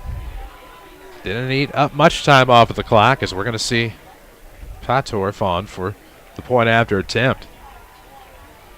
Snap is down. Good hold. Good kick. Looks like it's going to be good right through the uprights. It'll be 13-7. Well, we got a game. I didn't think Triad would roll over very easily. Kick good. Of course, whether you're looking for embroidered hats, golf shirts, jackets, maybe some award trophies, plaques, medallions, or ribbons, seek out Winning Edge online at winningedgeusa.com, serving Jefferson County and Southern Illinois. 11:28 to go in the first half. 13-7 Rams on top, and Triad struck pretty quick. Harrisburg paying back Marion tonight, up 12-zip at the end of 1. Really? Yep. That'll ignite There's some fuses. bad blood down there after, 82 points scored by the freshman from Marion over Harrisburg last night. Yeah. Here's a score. I don't know what class that is, but that's what got reported. Yeah. I think one of our correspondents has gotten lost. Well, lost or au natural at this point. Well, that could be too. as they're about to kick off. We may not be paying him enough, so That's quite possible. with him, that's probably his complaint. We'll reevaluate. We can discuss that in February. Or December on a Monday night. 11:28 to play in the first half. It's 13-7. Triad on top. Better be, is all I know. Pretty well there. Okay, good. Back to return. Looks like Miller Gray and Fitz. It'll be Miller Gray to pick it up at about the 13-yard line. Now to the near hash of the 20. 25 between the hashes of the 30. Gets stopped, still on his feet. Breaks to the near side at the 30, 35, 40. Still on his feet about the 40. Shakes a man to the 45. He'll be brought down by a double tackle here, or a half tackle for each. Brought down by a duo, I guess I should say, at about midfield. Gutsy. One thing about a running back or a returner, you got to keep your feet moving, and because of that, he was able to keep going, kept his head up, got to see what was around, ended up getting a lot of yardage. So it's about a 36-yard kickoff return for the Montez Miller Gray. 13-7, Rams on top, 11:15 to play in the first half. As Dylan Reeves and the Mountford Rams back on offense here, will it be 10 plays again for a score? That has been the consistency of the Mountford Rams offense tonight. Rams will go double side here with a couple of wing backs. It's going to be pitched to the outside. Far side, it's going to be Drew Hester trying to break past midfield down at about the 49 for a gain of 2. It'd be 2nd and 8. All right, power football, baby. Gotta love it. Who's the name of the game for Drew Hester? Number 22 on the Ram roster.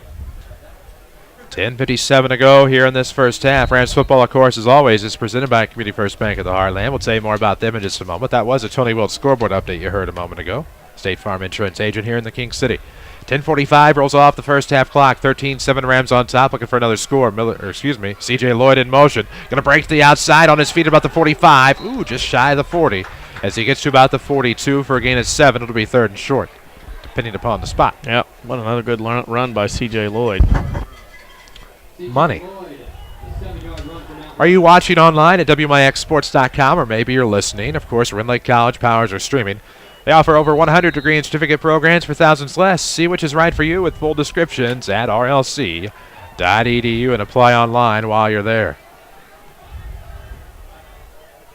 Offset eye for the Rams. Split to the left and to the right. It's going to be probably a quarterback keeper for I about said Clayton Reeves. Yeah, there's a shout There's out. a shout out. Clayton Reeves has gotten a shout out tonight, so that'd be enough of him. First down Rams. That is number 9 for them on the game as Dylan Reeves gets some yardage. Now, he was around the field tonight. I don't know if he's still down there. He looked like he just walked off the golf course. Dressed very dapper tonight. I think I have everybody caught up around Southern Illinois as far as the Twitterverse goes. Looks that way. Okay. Plenty of football games to talk about tomorrow on the Saturday Sports Show after the 8 o'clock news right here on AM 940. Online at WMIXsports.com. 9:40 mark of the second quarter. 13-7 Rams in motion to Montez Miller Gray. Looking to break to the near side. He's at the near hash of the 40. Trying to shake to the 35. Broke a tackle. He'll be pulled down by the arm. He had the right idea. If he'd have turned it up at the numbers, he'd have had a gain. He had a bigger than a 3-yard gain. Boy, he had an opportunity there and just failed to miss it. 9:19 to play in the first half. It's 13-7. Ball on the 36 on the near hash. Told you about that. Cross that off the list.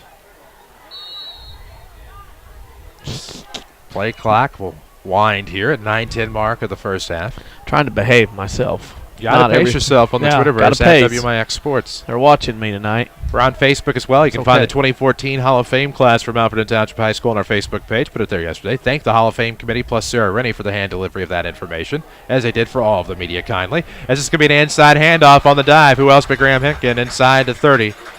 Should be first down yards. He got to about the 27. Mr. Hinkin's having a nice first half. Another big gain there. Fairfield Mules continue to get through this stretch of their schedule. And that's enough for a Mountford Rams first down. Listen to that guy. Sounds like a pro. Our very own Avery Barton handling the public address duties tonight here at J.D. Shields. I understand he could be here for most of the season. We'll see what happens after the night. Offset eye for the Rams. Quarterback Reeves will be under center. It's going to be a pitch to the near side for the fullback Castor. On his feet at the 25. Bulldozes to the inside the 20 at about the 18 for a gain of 10. We'll see what the spot's hard running. Wow, look at that kid. He's a machine, a beast. He's been in the weight room. The weight room has found him. So nice to see that kids get in that weight room and work hard. Oh, they're only going to give him about 9. It's all right. He'll take it. It'll be second and short here for the Rams. We drop below the 8-minute mark of the second quarter. 13-7 your score. The Rams up a TD here.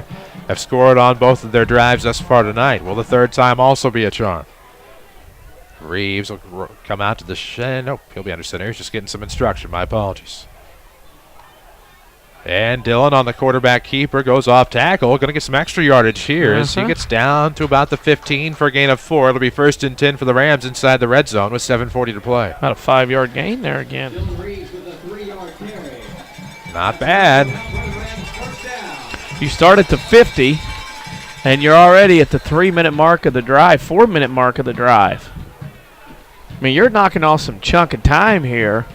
And you keep playing. Triad's not stopped Mount Vernon. I mean, absolutely has shown no resistance. And they've adjusted. They've brought guys up now. They're within 7 yards with 11 guys. They're having to bring that extra safety. Mount Vernon's blowing them off the football right now. Marshall split back to the left, and the Rams are going to burn timeout here. This timeout's presented by the Medicine Shop Pharmacy at 2339 Broadway in Mount Vernon.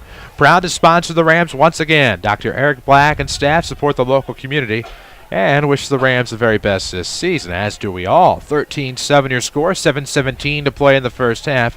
Rams do have it 1st and 10 from the Triad 15, up 13-7. As scores are rolling in from all over the area, you can find them on our Twitter page, at WMIX Sports. And they are definitely rolling in. Of course, we're putting some fresh factoids on there for you for now. Yeah, trying to do what we can to stay out of the Twitter jail. It's that is good content. Timeouts. I got a rule. I'm gonna go with my thing tonight. We'll see how it works out. So far, so good. Yeah. Harrisburg playing a lot of motion tonight. Mentioned about the freshman score that was 82-6 last night. That series might end tonight, though contracts say otherwise. You never know what may happen. No. Contracts, some things. Contracts are only pieces of paper. Yep. The other ones don't want to play. Triad needed that timeout as much as Mount Vernon did because they keep going backwards. See how they respond to this Ram offense. It's been very effective tonight. 7:17 to go in the first half. It's 13-7. Mount Vernon on top. Reeves the quarterback. His backs are going to be Hinkin, Miller Gray, and of course Hester. Man in motion is going to be Miller Gray to open up the pitch to the left side for the fullback Hester. He's at the 10, trying to bulldoze his way down to the 7. It'll be a gain of 8. It'll be 2nd and 2. There's the flag. He puts his we got a flag. Late hit, maybe? Maybe. Oh, they moved it back. That's scary. It's going to be on the 7. So it's a 10-yard. If it's a holding, and it is, it's on Mount Vernon. They're going to bring it back, and they're going to lose 2 yards. So Mount Vernon has 2 holding penalties for a total of 3 tonight.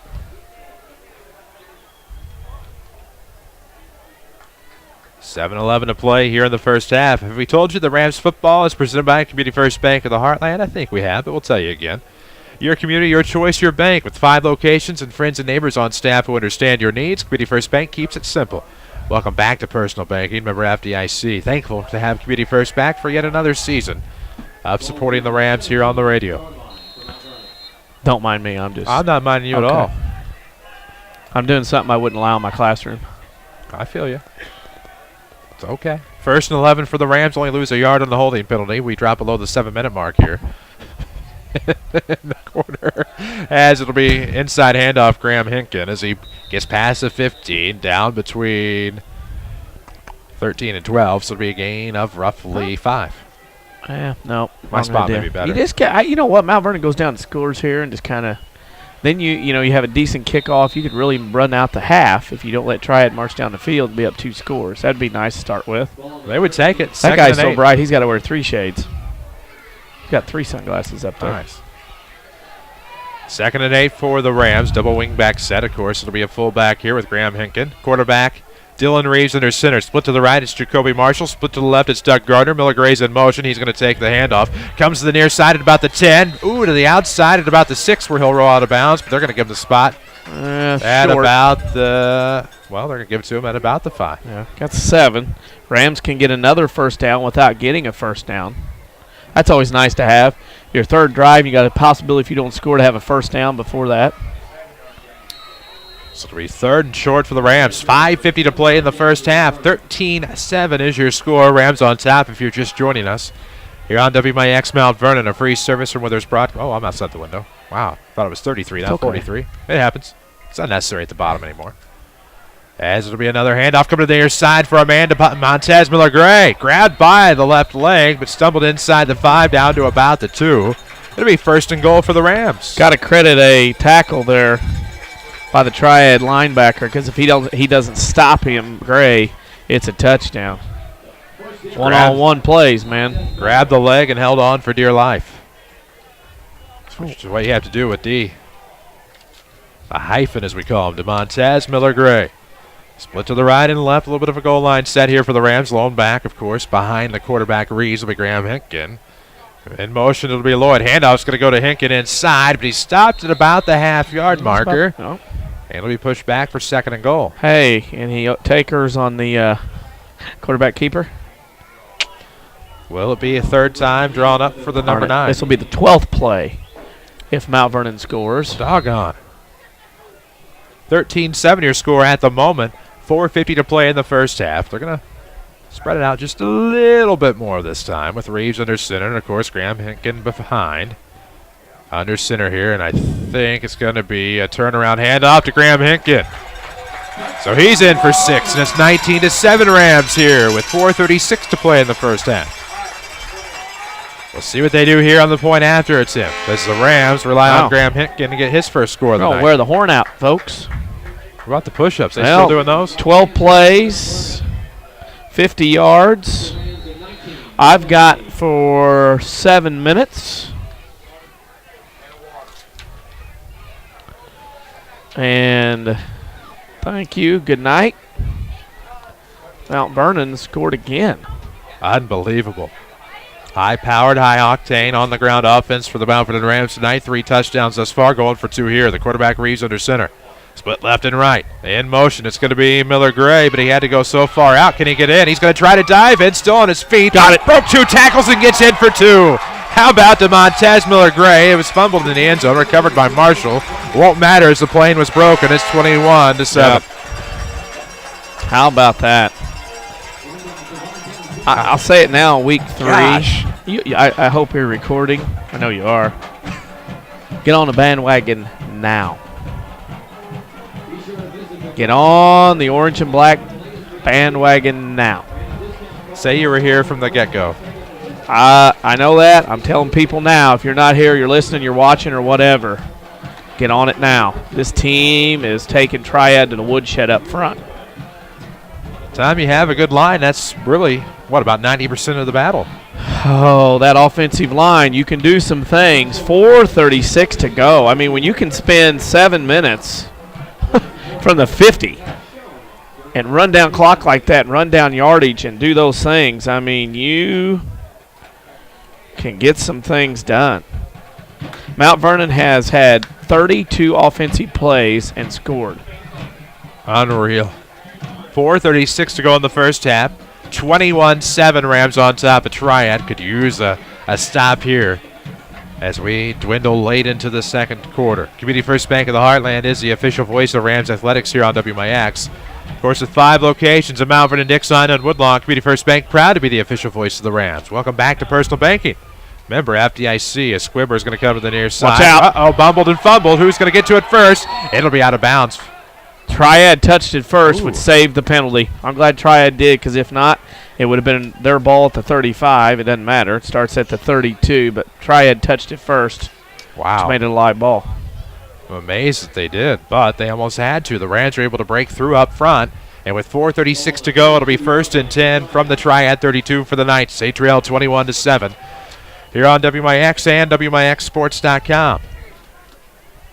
Unbelievable. Have you seen the all-new 2014 Jeep Grand Cherokee? It's at King City Chrysler Center, 1603 Broadway in Mount Vernon. Or see it online with pictures and imagery at kingcitychrysler.com. All new and redesigned this year in the 2014 model year. Somebody's cheating me tonight on scores. I'm going to have to get on to him. Rutrow. As the quarterback, Barber will be under center. He will have split left and right, a couple of split ends there, and it's going to be a handoff now. This could be trouble. Breaking to the outside. There is number 23, Adam Nelson. He's past midfield, well past it now to 25-20. He is going to break for the house, and that is going to be a 68-yard touchdown run for Adam Nelson. Yep. The sophomore. First carry of the game. He goes 68 yards to the house. That was huge. And where you had Triad down, feeling lonely, it took him 13 seconds to score.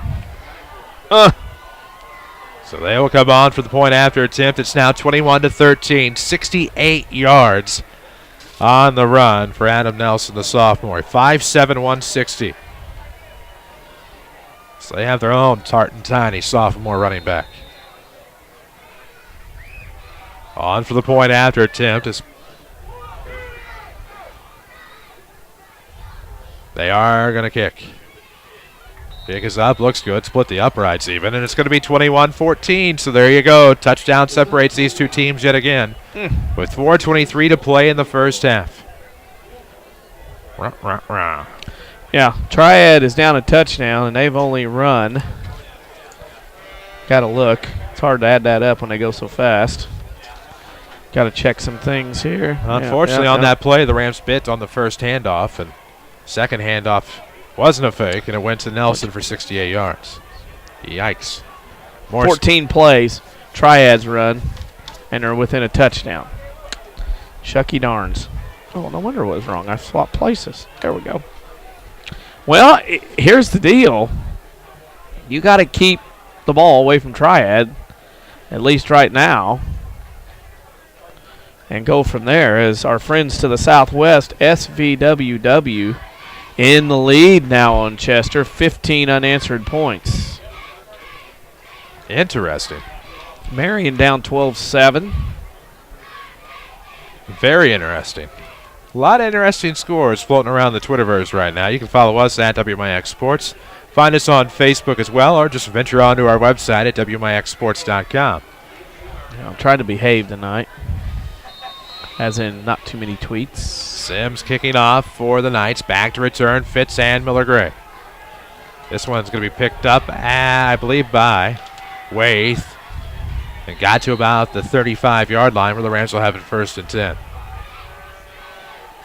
That was Derek Waith.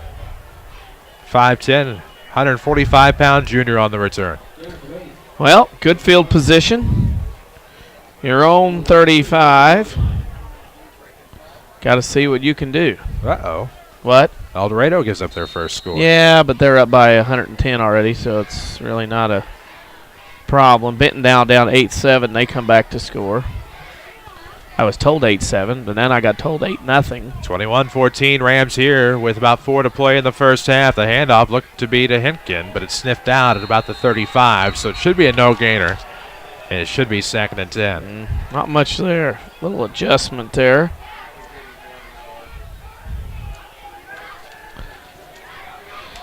Clock will drop below the 4-minute mark here. Second quarter action, first half from J.D. Shields Memorial Stadium. It'll be 2nd and 10 for the Rams from their own 35-yard line. 3:52 to go now.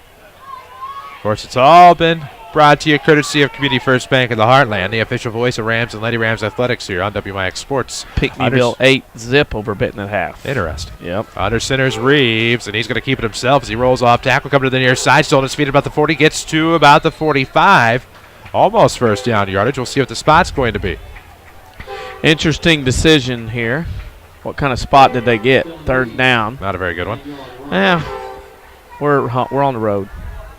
That's what everybody says. We must be on the road. 3:15 to play in the first half. It'll be 3rd and short for the Rams. Split to the left, it's Gardner. On the right, Jacoby Marshall making his first start of the season tonight. Train behind us. What else is new? He'll go to Fairfield, too. Yes, it will. Reeves, the quarterback, under center in motion. It's going to be Lloyd. It's going to be a handoff. Ooh, and a good one to Graham Hinkins. Still on his feet at midfield, trying to break to the near side, past the hash. Gets to about the 46 for a gain of 10. Not bad. That's one of those deals where Triad sold out up the middle. And once Hinkin got past the first part of the run, it was him to keep going. There wasn't anybody there to try to knock him down. That was the difference there in that case.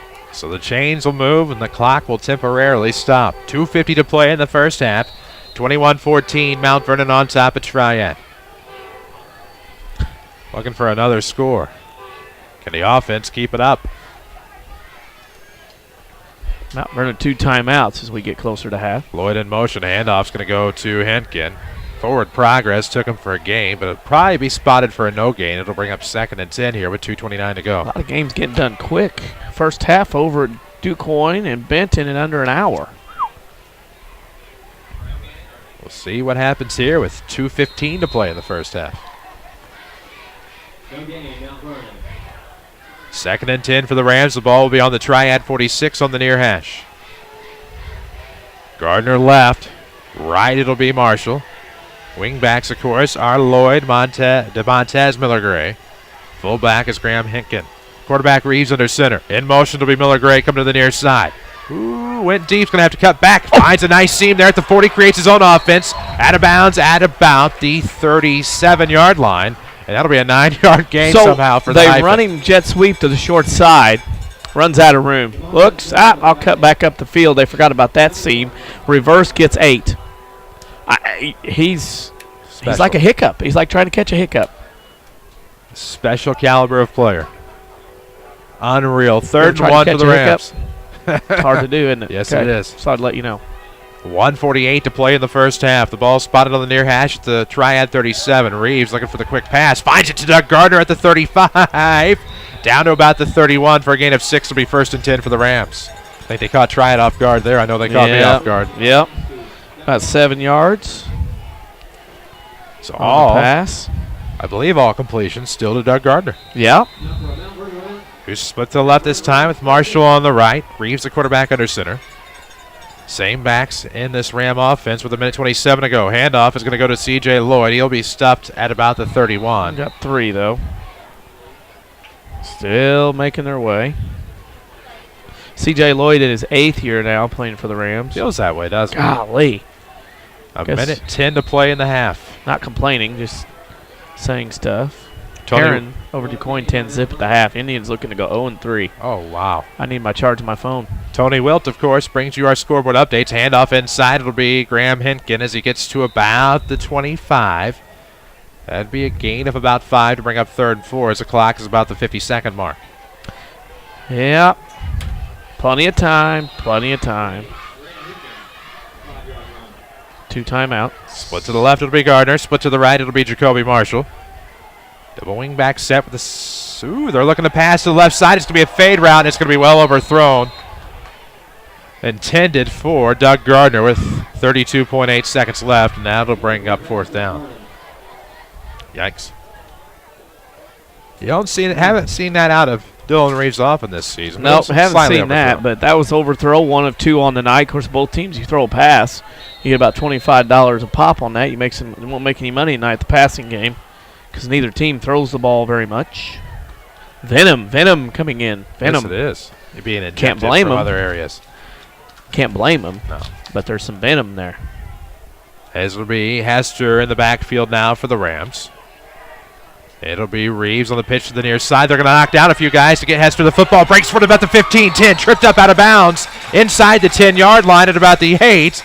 Wow. Oh, my. So that's going to be a 17-yard gain and a 1st down for the Rams with 27 seconds left. Up 21-14 in the first half. Triad thought they had him. They quit pursuing on the backside. And number 22, Drew Hester. You're going to get to know his name a lot over the next 3 years. I will have to go back and watch the replay because there was one heck of a block thrown at about the 16-yard line. Dude was absolutely pinned. What a great job by the Rams offensive line. Quarterback Reeves under center. It's going to be pitched to the near side again for Mr. Hester. Gets to about the 5-yard line, inside the 5, to about the 4. Gets about halfway there, and I would assume the Rams are going to call a timeout. Yep. It's all right. How about Drew Hester? As this timeout's presented by the Medicine Shop Pharmacy in Mount Vernon, 2339 Broadway. Dr. Eric Black and his staff, of course, have always supported the local community, now in their 2nd generation. But also Rams as well. Rams and Lady Rams Athletics. 21-14 your score. Chris Hugo with Danny Czerwinski alongside as the Rams are on top of Triad with 22.4 seconds left to go in this first half. It'll be 2nd and goal from about the 4, and Drew Hester has made a lot out of nothing at times here, as has DeMontez Miller-Gray. Our friends to the north at the half, Centralia leads Effingham 13-0. I'm afraid you and I will have to find another place to go for a Friday night playoff game once again. I'm hoping some dominoes may fall right this season for some teams, and maybe that would end up that way. Well, yeah. Trying to negotiate. A lot of things to negotiate right now. Well, we have those friends right there that might be ending the chances for our friends to be on Friday night, like the Friday night. Yes. If that makes sense. That makes sense, yes. That might be a possibility. So 22.4 seconds left to go here in the half. The Rams will come out of the timeout to the huddle. 21-14 your score. Mount Vernon leads Triad. Here in their home opener from J.D. Shields Memorial Stadium. It's all been appearing courtesy of Community First Bank of the Heartland. We'll tell you more about them throughout the night. See if the Rams can punch it in. They're going to keep it, continue. They're going to load up on the left. Hester, of course, you're back. It's going to be a pitch to the left side. Can they get it in? Can they squeeze some room for Drew Hester? They do! Goes up the left side for pay dirt. A 4-yard touchdown run for Drew Hester. I don't see any flags, and it is 27-14. Yep. Power run. How about Drew Hester? Yeah. You'll hear his name a lot. About a 4-minute drive. And that took 1, 2, 3, 4, 5, 6, 7, 8, 9, 10, 11 plays. Oh. Now 10 will now be the median instead of the mean. 65 yards. So Reeves will attempt the point after, and his fantasy points just continue to rack up here tonight. As long as he gets it, and this is going to be booted. Doesn't have the distance. It brought rain, and it crossed over the crossbar. It'll be 28-14. Wow. Nice. So with 18.1 seconds to go in the first half, it's 28-14. Mount Vernon on top of Triad, but will 18 seconds be enough for the Knights? How about that Ram offense? Well, good as it gets right now. Well, they've scored 4 times, 10, 10, 12, and 11 play drives. Unbelievable. They're happy right now on the Rams sideline, but the defense has allowed a couple of Triad scores after shutting them down on their first drive. 18.1 seconds left to go in the first half. Thank you for joining us on WMIX Mount Vernon, a free service from Withers Broadcasting. Top of the 8 o'clock hour here in the King City and in the Central Time Zone. As back to return, it'll be Wiedemann for the Knights. He stands at about the 20, but will it get to that point? That'll be the question. Some hands will be put up front. Of course, a reminder, we'll put our video archives up on WMIXsports.com after the season. It's going to be audio only until then. Yep. Once the Rams are done, we'll put them up. We'll explain later. As this will be on the ground. Oops, going to be off of a couple of hands. Can the Rams get to it? Let's see what happens here at about the 45 where it's picked up by somebody. They'll have to peel off the pile. And we'll see who ends up with the football. Looks like it's going to be Triad. Barely. Just barely, as I believe Ray Popkus ended up with it. When you can have options, you know, Hinkin, Lloyd, Reeves, Fitzgerald, Gray, you know, you go through the names, Hester, you got options. You know, you have to use them all. You can throw some out. In the second half, you're going to see different guys because the running backs never get tired, and the defense will because you're throwing so many different guys at them. So many different guys indeed. 28-14 your score, 14.3 seconds left to go. First half action from J.D. Shields Memorial Stadium. It'll be Triad football, 1st and 10 from their own 45-yard line. The quarterback, Barber, back under center. Wiedemann, one of the backs. The fullback, man in motion is going to be number 18, Sam Lawson. They're looking to pass to the left side. Ooh, this will be well underneath, but some incidental contact, I guess. Nope, overthrown. Remember in high school? Oh, that's true. No, it's not. Take that back. That's pro. Yeah. Incidental contact. Nobody called it. Could have been either way. Gotta get my rules straight. High school tonight, college tomorrow, pros on Sunday. A lot of football to be had. I'm back into the college game. Michigan, Notre Dame. Well, oh yeah, you're on the good side of that. Last week. Bring it up. I'll talk about Michigan Notre Dame. That's a good game. I enjoyed it. They run out of Patsies to play. They dropped us after next year, so 9.2 ticks left to go in the half. Quarterback under center. This time they're going to do the same play to number 23, Adam Nelson. With about 4 seconds left, he's still on his feet past midfield to about the 30-yard line. And the clock will temporarily stop with 0.6 of a second left. About a 35-yard run that time? That is 35 yards. It'll be 1st and 10 for Triad. Yeah, good for you. It is. 0.6 of a second. You're going to get one play before we go to half. The Knights did get the timeout in. Bang-up job on the clock tonight, of course. 2 Hall of Famers now up in the booth. Ron Marlowe and, of course, Randy Odell will go into the Hall of Fame as part of the 2014 class this year. You can read about that on our Facebook page, facebook.com/WMIX Sports. This timeout, meanwhile, presented by the Medicine Shop Pharmacy, 2339 Broadway in Mount Vernon. We'll learn that, of course, Dr. Eric Black will give him his due, and his staff have done a fine job supporting local sports in addition to the community here in Mount Vernon. But Tim Holloway will be going in as an individual athlete in his time at Mount Vernon High School, and joked with him about possibly going in as a coach before it's all said and done. He'll be in with a team more than likely, as the 2013 Mount Vernon Rams baseball team will eventually have to get their due. Rams have 122 rushing yards in the second quarter. Unbelievable. So Nelson will be in the game. He'll be a wingback here.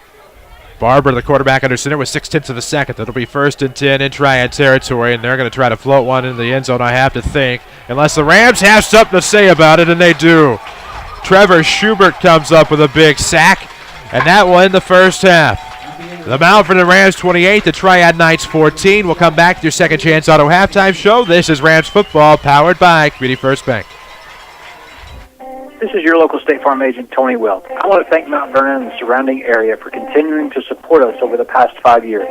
If you have never sat down with someone to go over your insurance program, let me invite you into our office.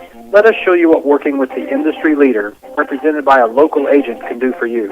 I'm located just off 42nd Street. You can reach our office 24 hours a day at 242-1421 or on the web at tonywilt.com. Thanks again, and go Rams. Have you been by Second Chance Auto lately? The selection is amazing. Their lot is full of great-looking, dependable cars, trucks, SUVs, and vans. Family owned for the past 33 years, Second Chance Auto is the cure for summer new car fever. No one has a better selection of nice vehicles priced under $10,000. Almost all their vehicles come with a generous 3-month, 3,000-mile warranty. There are no dock fees, no shipping fees, no processing fees, and absolutely no gimmicks. Just honest deals at low prices. Second Chance Auto, Route 142 East in Mount Vernon. Call 244-4582. Second Chance Auto. This is Mount Vernon Rams football from WMIX Sports. The Second Chance Auto halftime show starts now. And we welcome you back here at the half from J.D. Shields Memorial Stadium. 28-14 is your halftime score as the Mount Vernon Rams lead the Triad Knights. Of course, get the car you want at Second Chance Auto. Second Chance has the largest selection of used vehicles priced under $10,000. No fancy sales or gimmicks, just honest deals and bank rate financing for all. Second Chance Auto in Mount Vernon, continued proud supporter of the Mount Vernon Rams. And, of course, the Rams on top here tonight, four drives, 4 scores, and they lead Triad 28-14. Chris Hugo with Danny Czerwinski alongside. We have the Rams report with Tyler Barker to come. We'll have the now famous MVTHS minute to come a little bit later on in our halftime show as well. But first, we need to take a quick break, and when we come back, we'll check in with Tyler Barker back at the studio. This is the Second Chance Auto halftime show. The Mount Vernon Rams on top here, 28-14 at the half. Mount Vernon Rams football from WMIX Sports. Your spine is a miracle of engineering, so when pain strikes, your body is telling you to get help fast. The Orthopedic Center of Southern Illinois is proud to feature their spine care team. Doctors Kowalski and Smith, the professionals at Orthopedic Center, specialize in back and neck pain. So put our spine care team on the job. Find out more online at orthocenter-si.com.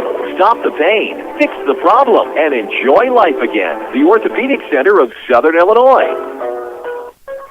More Americans are on a move today than ever before. One of the most popular modes of transportation is the motorcycle. Motorcycles take us to our jobs, school, to the beach, and all around the country. If you're a bike rider, your Pekin Insurance Agency, Page Insurance on Crownview in Mount Vernon, wants to make sure you have the best insurance protection while you're riding. Ask about the money-saving auto cycle discount and the experienced driver discount, too. Call Page Insurance at 242-7000 today about motorcycle insurance from Pekin Insurance.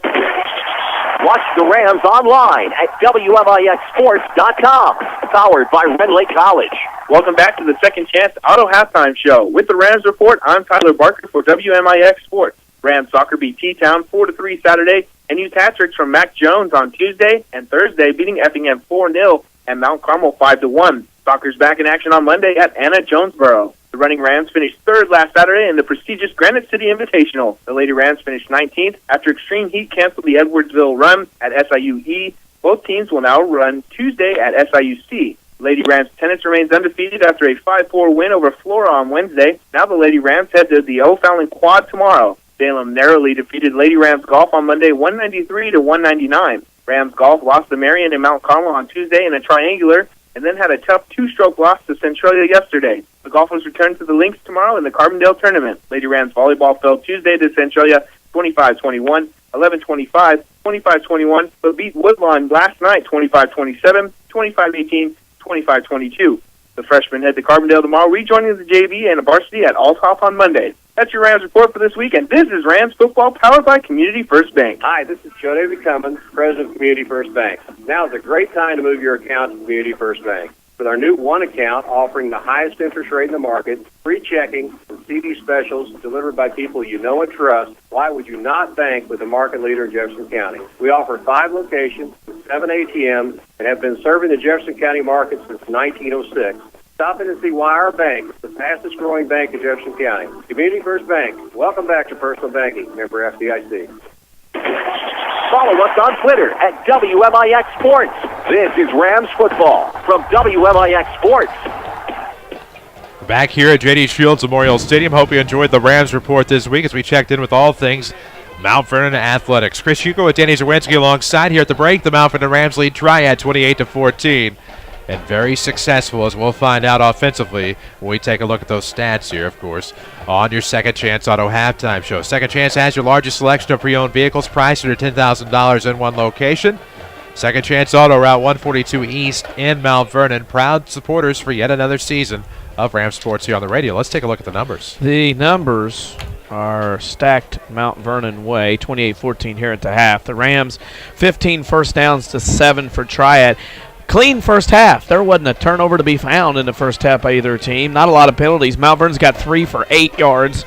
Triad has 1 for 5. Rushing department, it is Mount Vernon with 234 yards compared to 129 for Triad. Mount Vernon has 7 passing yards. Triad has 0, which gives you 241 total yards for the Rams to 129 for Triad, for the halftime score of Mount Vernon 28. Triad 14. Speaking of halftime scores, we'll have some halftime scores after our MVTHS minute. I'm proud of the one this week. Some very interesting material Tyler Barker has for us here on the Second Chance Auto Halftime Show. It's Mount Vernon 28, Triad 14 at the half. We'll take a break, come back to your MVTHS minute, learning about the finest in arts and academics at Mount Vernon Township High School. This is Rams Football from WMIX Sports. High school sports are back, and your source for scores is WMIXsports.com. Also, find archived local sports broadcasts, video highlights, national sports headlines, and more right at your fingertips. Listen and watch live WMIX sports broadcasts from your desktop or any mobile device. Need to score? Want to see a sick dunk? Miss a game? Didn't get up in time for the Saturday sports show? That's right. It's all at WMIXsports.com. Another free service from Withers Broadcasting, WMIXsports.com. At Banterra, we understand that banking is a relationship. It's a friendly face that knows your name, understands your needs, supports your goals. Banterra offers a complete range of personal and business banking products with competitive rates and loans that range from small projects to multi-million-dollar opportunities. We offer conveniences such as online banking, mobile banking, and direct deposit. For a strong community bank with exceptional customer service, Banterra is a smart choice for your banking needs. Banterra Bank, a proud supporter of Southern Illinois high school sports. Member FDIC, equal housing lender. Here's a look at your MVTHS minute. I'm Tyler Barker on WMIX and WMIXsports.com. Senior Megan McKinley authored a fictional novel last June entitled Cross My Heart and Hope to Die. The novel takes its setting in a world where demons roam free and people fear for their lives. A delicate balance is maintained by the government agency known as the Department of Demonic Activities. Only their trained agents stand between demons and humans. This gripping fictional saga is available in paperback form on Amazon.com for just $9.89. And even better, it's Prime eligible. To date, McKinley has received $40,000 in college scholarships. That's Cross My Heart and Hope to Die by senior Megan McKinley, available on Amazon.com. That's this week's MVTHS Minute, where WMIX Sports explores the best in arts and academics at Mount Vernon High School. Stay tuned for next week's installment. We'll take a quick break on your Second Chance Auto Halftime Show. This is Rams Football from WMIX Sports. I'm meteorologist Dave Bowers. We'll look at your next ride weather. After a beautiful evening, it's going to be clear and chilly overnight, a low 44 to 48. Tomorrow, bright sunshine and pleasant, high 75. Tomorrow night, clear and chilly, again 44 to 48. Now look for Sunday, plenty of sunshine. A nice afternoon, a high 78. And then on Monday, time for clouds and sunshine, high temperature again 78. Next ride weather from WMIX, Mount Vernon, Illinois. This is Mount Vernon Rams Football, powered by Community First Bank of the Heartland. Powered by Community First Bank, indeed. This is your Second Chance Auto halftime show. Second Chance has the largest selection of pre-owned vehicles priced under $10,000 in one location. No fancy sales or gimmicks, just honest deals and bank rate financing for all. That's Second Chance Auto, Route 142 East in Mount Vernon. Unbelievable how long they have been supporting Rams Athletics. Been doing it for quite some time out there at Second Chance Auto. Appreciate them for being back for another year here for Rams Athletics on WMIX and WMIXsports.com. Here at the half from J.D. Shields Memorial Stadium, the Mount Vernon Rams 28, the Triad Knights 14. Chris Hugo with Danny Czerwinski alongside. Here in just a moment, we'll get you a comprehensive look at area scores brought to you by Tony Wilton, State Farm Insurance. Of course, Tony, you can find him at the corner of 42nd South Water Tower in Mount Vernon. You can also give him a call. Look for him online at TonyWilt.com, or do what I do and try to find that white State Farm Jeep around town. Games involving Ram opponents. We have nothing from Althoff and Mascoutah as of yet. Still tracking that down. Carbondale over Waterloo sometime close to half, if not at the half, 27-10. It is Centralia over Effingham at the half, 13-0. Harrisburg leads Marion at the half in a minor upset, 12-7. And Mount Carmel at the end of one leads Princeton, Indiana, 14-6. At the half, Pinckneyville over Benton, 8-0. Heron over DuQuoin, 10-0. AJ over Massac, 14-6. Murfreesboro over Sparta, 14-0. Those are all at the half. At SVWW, it's the Red Devils leading Chester 15-7. That's at the half. El Dorado over CZR 28-6 late second. Fairfield over Alvarado Trico 51-8 at the half. And Carmi leads Johnston City now in the third quarter 38-0 in Black Diamond play.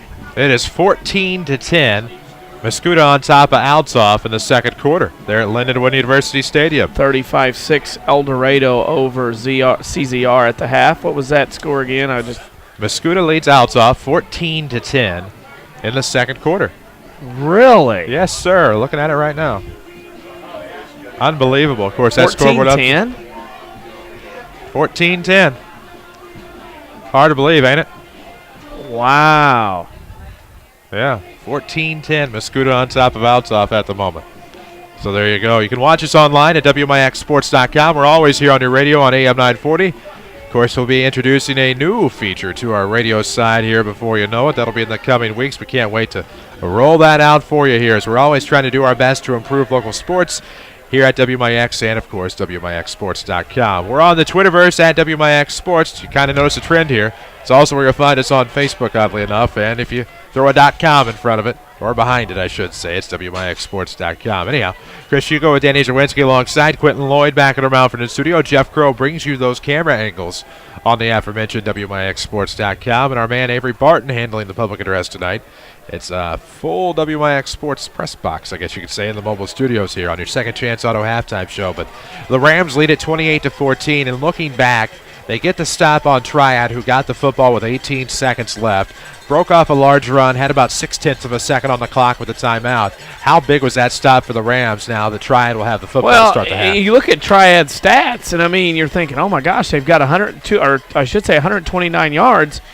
But of those, 103 of those 129 come on two plays. It's not been Triad knocking on the door on Mount Vernon. It's been the fact that Mount Vernon's done a good job. Triad's had a couple of big plays, and that's been about it.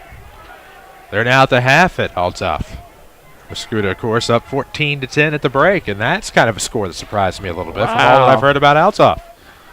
Yeah. Interesting. Of course, matchups. Depends on matchups. Matchups. Oh, you helping anybody out by watching it on there? I have no idea what you're talking about. Oh, as far as recording? It's don't have to worry about that. It's still up there. Okay, that's true. They archived. Oh, they haven't learned that trick yet. No, they haven't learned it. Or it's okay to show it, but don't show it till it's over. Right. Yeah. That's something that we learned after last year. Yes. We really weren't helping Rams football by archiving the video right after the game was over and keeping it up there forever. So Highland keeps roaring along, 28-0. That's a 5A team to get your eyes on. They lead Mattoon 28-zip. Interesting. Mattoon's got a flag football defense. They keep giving up points left and right. 33, 50-something, and now at the half, 28. Whew. It's an interesting look at the new field. We'll get to see it up close and personal next week. Yeah. It looks like the side towards the school's been changed a little bit. And it looks like they probably got a pretty good little press box. Blake Strickland. The press box wasn't bad. No, I like the press box. When if you had electricity. Press box is pretty neat. What is that nifty. shaking? I don't know, restless leg syndrome somewhere. Oh, my gosh. 28-14, the score here at the half. The Mount Vernon Rams on top of the Triad Knights. Of course, Rams on the road next week at Althoff at the aforementioned Lindenwood University Stadium. Of course, Lindenwood Belleville. Had quite a few Rams in multiple sports end up at the new Lindenwood University. Oh, looky there. What? Former Mount Vernon Ram quarterback in attendance, Dr. Estes. Looking on, taking this one in. On the far end there. Waldville Spartans basketball coaches here. Yeah. A couple of Rams basketball coaches. I saw Tom Portner roaming around earlier. Somebody's complaining about the press box at Althoff. I didn't have any problems with it, so that person's outvoted. I loved it. I enjoyed it. We'll see what the Rams can do in the second half. And I think the key was they were able to score but eat time off the clock. And I think another key is going to have to be something defensively to not allow that big run from number 23, Adam Nelson. That's the king. 2 big plays. That's the only thing that's kept Triad in this ball game. And until they stop, I mean, they haven't got anything going except for the 2 big runs. One of them was a touchdown in the drive. Nashville at the half leads West Frankfort 34-15. Interesting. Way to go, Hornets. That's big for the Hornets. Of course, this used to be the home for Hornets Sports, AM 940 WMIX. About 20 minutes past the 8 o'clock hour as we're looking to get into the second half of football here. It will be Triad football to start here in this second half. As we're about to begin the third quarter. Now it's official as it ends up on the scoreboard at WMIXsports.com. It's been quick tonight. You can find an out-of-town scoreboard on our Twitter at WMIX Sports. We encourage you to give us a follow. It's your way to stay in the game when the games aren't going on. It's on the Twitterverse, or even stay in the game when the games are going on. That's a halftime score, 27-10, as Carbondale looks to go in 3-0. And, of course, the usual Centralia game next week on the schedule. As week conference play will begin in the South 7 next week, as Carbondale will head to Centralia. Marion should be going to Cahokia. Marion's going to Cahokia. Might be a week where the road teams might be favorites. Could very well. Reeves on the kick. It'll go out of bounds at about the 19, so it'll be 1st and 10 from the 35 for the Knights. First penalty. I don't know. 4th one. Hey, watch out. Lane Kiffin's in the house. Uh-oh. Look out. You got to watch him. So 1st and 10 for Triad. Here as we get a fresh 12 on the clock to start the third quarter. Chris Hugo with Danny Czerwinski alongside. Presented by Community First Bank of the Heartland. Of course, Community First Bank been with us all year. Been with us for multiple years now. Yeah. Second is our official voice, and we appreciate them. Triad's going to bump them back 5 yards and make it kick it again just so they can take the field position. See the kicker, see the leg, figure some math, do the math, as we say at the golf course. You got to do the math, and then, of course, go again. So Mount Vernon will kick now from the 36. Or the 35, should be. He just dropped the ball. Okay. Oh, that's He forgot the signal. I'm like, wait a minute, that's new. I didn't know that came into the rule book. I thought he had to drop kick it at that point when he just left it there. Thought we were going to count people and make sure they lined up correctly. See where this one ends up. Back to return, of course, Bryce Wiedemann. Senior for the Triad Knights. And here comes more of a straight-on effort here, and this is going to be towards a corner. And guess what? It's going to be out of bounds, same spot. Moving back 5 more if I'm Triad. Wiedemann. That brings back memories. Yes, it does. They don't make that. I don't know. 5 more. Back it up 5. Play it again. We still haven't officially started third quarter. Nope. We'll get there eventually, though. Of course, if you're tired of hijinks, Or maybe you're just tired of big corporate banking. You have a choice in Jefferson County. Community First Bank is at home in Nick-Sina, Woodlawn, and Mount Vernon. Welcome back to personal banking.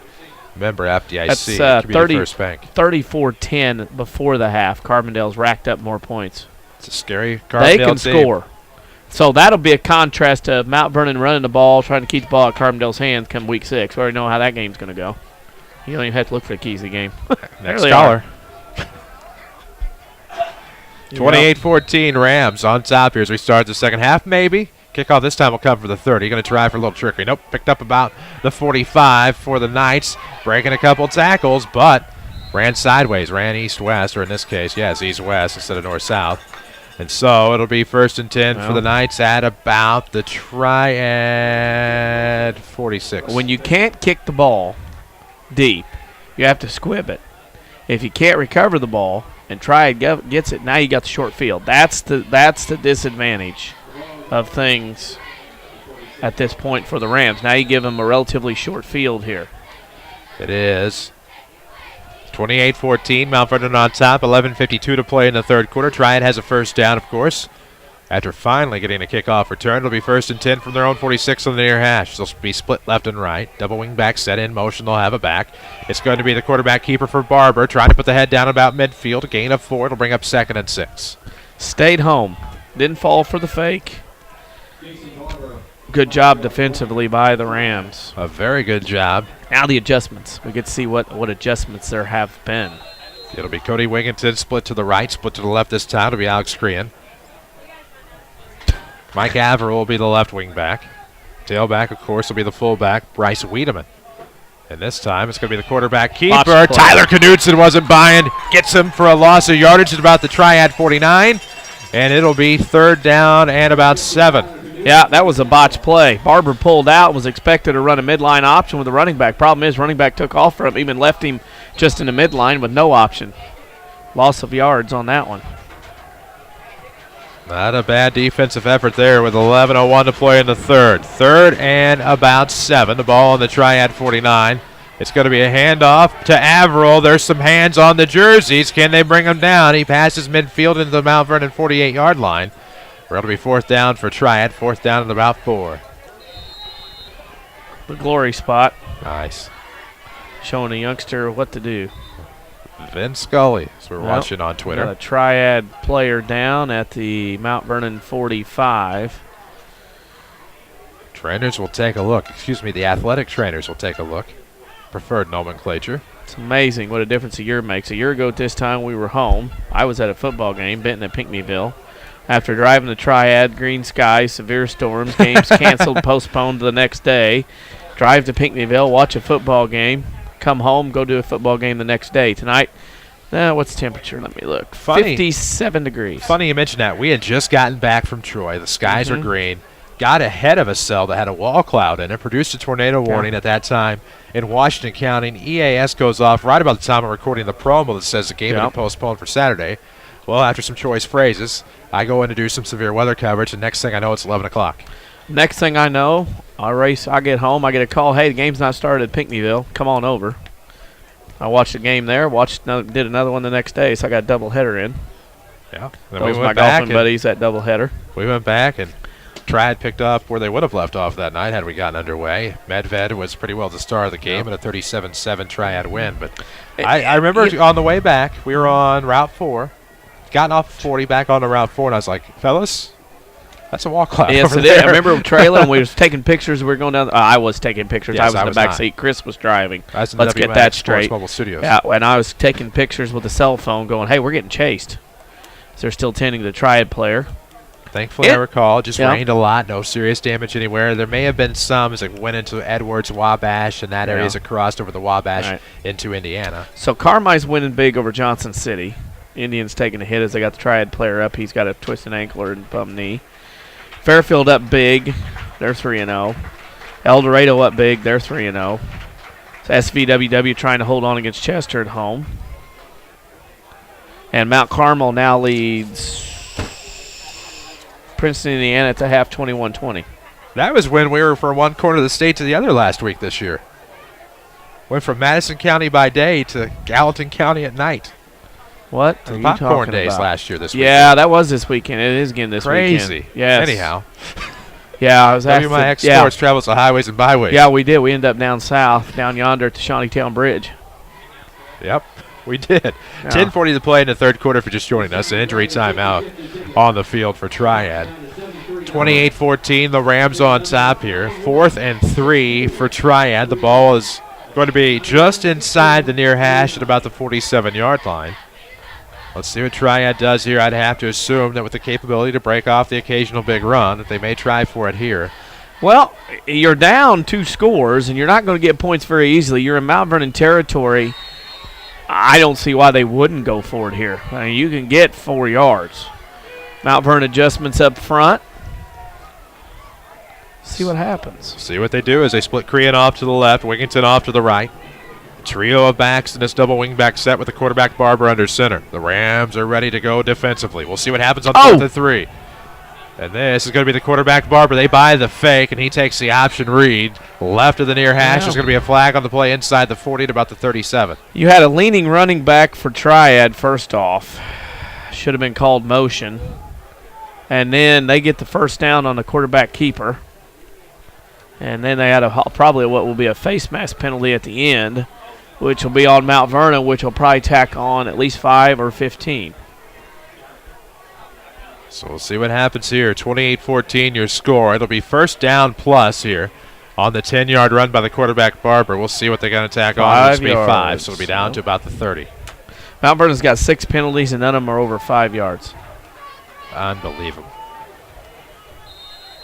Bottom of the hour on WMIX Mount Vernon, a free service from Withers Broadcasting. Barber, the quarterback, under center, 10:33 to play in the quarter. It's going to be a nasty handoff. There's a fumble. It looks like Triad falls on top at about the 30. It'll be no gain, 2nd and 10 with 10:25 to go in the third quarter. Yeah. Murphy's going to get a win tonight. Heron's going to get a win. Boy, DuQuoin's going to go to 0-3. Oh, my. On a great night. Great football weather here in the King City. The Rams on top of Triad 28-14. Triad threatening the ball on the Mount Vernon 30, 2nd and 10. It's on the near hash. In motion. Option again. This time a pitch, and that's going to be a fumble out of bounds. It'll be 3rd and 10. Another 0 gain. Wow. Tried to shovel it out. Yeah. Defense got to him too quick, and he took too long to shuffle the ball. That was the problem. And good pressure from Tyler. And when you take too long, you're getting pressure. You got to make a decision quicker than that. I should say not quickly than that. Quicker than that. Can't leave your running back out there hanging to get their head taken off. They don't like that very much. 3rd and 10 for the Knights from their Mount Vernon 31. This time it's going to be a pitch to the left for Averill, and there is a team tackle. That looked to be Xavier Tyus, and I thought Robert Grider in on that, and that'll bring up 4th and long, as that's going to be about a 2-3 yard loss. Inspired defense that time. Mount Vernon sent some run blockers and blitzed the linebackers up for a run blitz and ended up getting the loss down. And if you went for it at the Mount Vernon 47, you're going to go for it at the Mount Vernon 38. You would think. And they are. 4th and 13 from the Ram 34. The ball inside the far hash. Quarterback Jason Barber will be under center.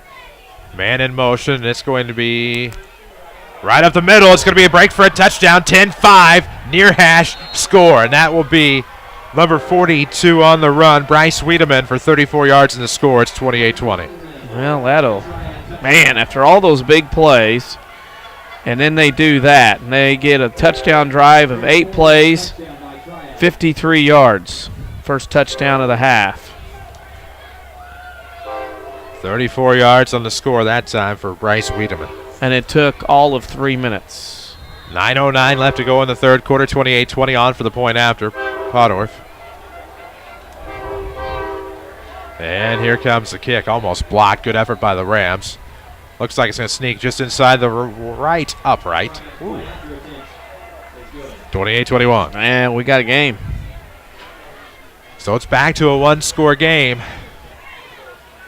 As Triad took 2:51 off of the clock to score that 7 points. See if the Rams can kill some clock here and maybe keep their perfect scoring drive streak going. Rams football is presented by Community First Bank of the Heartland. Welcome back to Personal Banking. 5 Jefferson County branches. They're the market leader. Mount Vernon, Dix, Woodlawn, and Ina. Again, welcome back to Personal Banking. Member FDIC. We're on Twitter at WMIX Sports. Facebook as well. Here tonight, though, in the WMIX Sports Mobile Studios, driven by King City Chrysler. That's 3 plays over 30 yards on each one for Triad tonight. Golly, you can't do that. You can't give. You're working way too hard to get these drives, and you're taking 5, 6, 7 minutes to score, and Triad comes down and takes 2 minutes, 3 minutes. You know, you got to make some stops sometime. About as quick as an express lane fast oil changes and more oil change. No appointment necessary at King City Chrysler, 1603 Broadway in Mount Vernon. 9:09 to go in the third quarter. On for the kickoff. It'll be Adam Sims back to return. Miller Gray and Fitz. This will tail off to the far side and over in at about the 6. Miller Gray from the far side looking to break between the hashes of the near. He's running sideways at about the 10. Nice move at about the 20 and out of bounds at about the 23-yard line. It'll be a run of return, I should say, of 17. Ran out of real estate. Ran out of guys with the same colored shirts. He looked around and he said, man, there's about 6 guys with red, white, and black on coming after me, and I don't see anybody dressed in black and orange. I'm in trouble. I'll just run out of bounds. Smart play, not take a big hit. Very smart play for DeMontez Miller Gray. 9:01 mark of the third quarter. It's 28-21. Mount Vernon on top. Can they add another score here on a Triad team that was stopped on their first drive, but on subsequent drives have been able to score at will? Quarterback Reeves under center, split to the left, it'll be Gardner. On the right, it'll be Marshall. In motion, Lloyd. Inside handoff's going to come to Graham Hinkin. They sniff it out at about the 25. It'll be a gain of 2. It'll be 2nd and 8. Be interesting to see what the Rams do here, play calling wise, with a touchdown lead. Triad, a little giddier sideline over there. Got a little momentum after a touchdown out of the gate, start the half. How will Mount Vernon come out on this drive as far as play calling? 8:35 as the clock rolls here in the third quarter. Rams up a touchdown, 28-21. Reeves, the quarterback, under center. Going to keep it himself. Good move on the spin. Gets to the 30s, trailing that near hash at about the 33. It'd be a gain of about 8. We'll see where the spot takes him. Looks like from here it could move the chains, but it'll depend on the spot. Close. They're going to look. Then they're going to plummet as a first down. There you go. 1st and 10 for the Rams. Good run by the quarterback on the keeper, Dylan Reeves. Junior quarterback for Jared Shaner. Moving the change yet again. It'll be 1st and 10 from their own 34-yard line. Ball in the near hash with about 8:20 to play here in this third quarter. They're going to split Jacoby Marshall off to the right. This is going to be a handoff on a sweep to C.J. Lloyd. Coming up the near side, manages to get a couple of yards. Wow. That play was almost nothing, but it was able to dive forward to about the 37, maybe a gain of 3. 2nd and 7.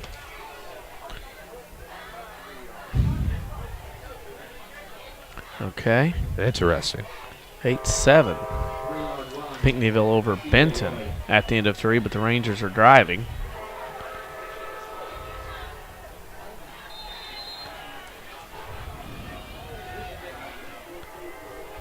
There we go. Now the clock will roll here. Waiting for the white. Well, they had to wait for Triad to get a chin strap hooked up. Defensive end getting a chin strap locked in.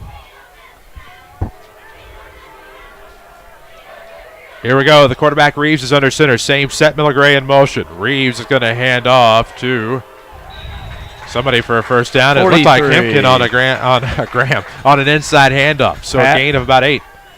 I think the Triad bus drivers are listening over there because one bus has got a light flash and the other one doesn't. So I'm going to give a shout out to Triad bus drivers over there. I bet they're listening. Hope so. Who's ever listening out there in the parking lot or wherever, flash your car lights. See how many people flash. Of course, this could be painful. Well, There's some. We'll see. There we go. There we go. Flash your car lights. We like seeing that. We appreciate it. Thank you. As I miss the play, as I get to midfield here on the near side for a gain of 3. Reeves. I get distracted Dylan. easily. Now we got a little extracurricular. That should have been a flag on Triad. It's nice to hear people are listening to us. Thank you for doing that. Or watching us at WMIXsports.com. So it'll be 2nd and should be about 7. Ball is on the Ram 49-yard line. 6:36 to play in the third quarter. 28-21 your score. The Rams are up a touchdown. Tightening things up there on the line. Reeves, the quarterback, under center. Man in motion, Miller Gray. Reeves is going to roll to the right side, looking to pass. Gardner not open. Going to try to dump it off. It's going to be complete to Jacoby Marshall. He'll be brought down shy of the 40 at about the 38. 42, I mean. Wow, something out of nothing, and there is Jacoby Marshall out of nowhere for the completion. Run around, throw it up. Here it is, catch. That's what it was. It was drawn up in the dirt. Clayton Reeves kept that play alive, threw it over two defenders. Quarterbacks are taught not to throw across their field, across the body, and he still was able to get it first down. Boy, that's when you know things are going your way. It'll keep the drive going. 1st and 10 for the Rams on the Triad 42. Ball in the near hash. Split left and right. It'll be an inside handoff. Graham Hinken, could he break for a run? He's at the 30 between the hashes, inside to the 27-yard line. That'll be a gain of about 15. It'll move the chains again for another Ram first down. 19th first down. Graham Hinken just racks him up, 15 run. So much for that. They're calling the plays they did. Fairfield over Alvarado Trico, double nickel to 8. Ooh. Of course, Rend Lake College powers are streaming at WMIXsports.com. You can save thousands on your college education. See how and apply online at rlc.edu. Third quarter action, 5:44 left to go. The ball will be spotted between the hashes at the Triad 28. This is going to be, it looked like, an inside handoff to Hinken. Lloyd was in motion on the play. It's right around the near hash. No, my apologies. That was DeMontez Miller Gray. So that's a 6-yard run to bring up 2nd and 4 as the clock will drop below the 5:15 mark here in the third quarter. Still 28-21 Rams, but they are threatening now. Just outside the red zone. Ball will be on the 22. Killing the clock. Making offensive headway. You'll take this from the Ram offense. Reeves, the quarterback, back under center. Miller Gray in motion. Now it's an inside handoff to Hinken, who bulldozes his way, presumably for a first down, past the 20 to about the 17. That would be 20 first downs for the Rams.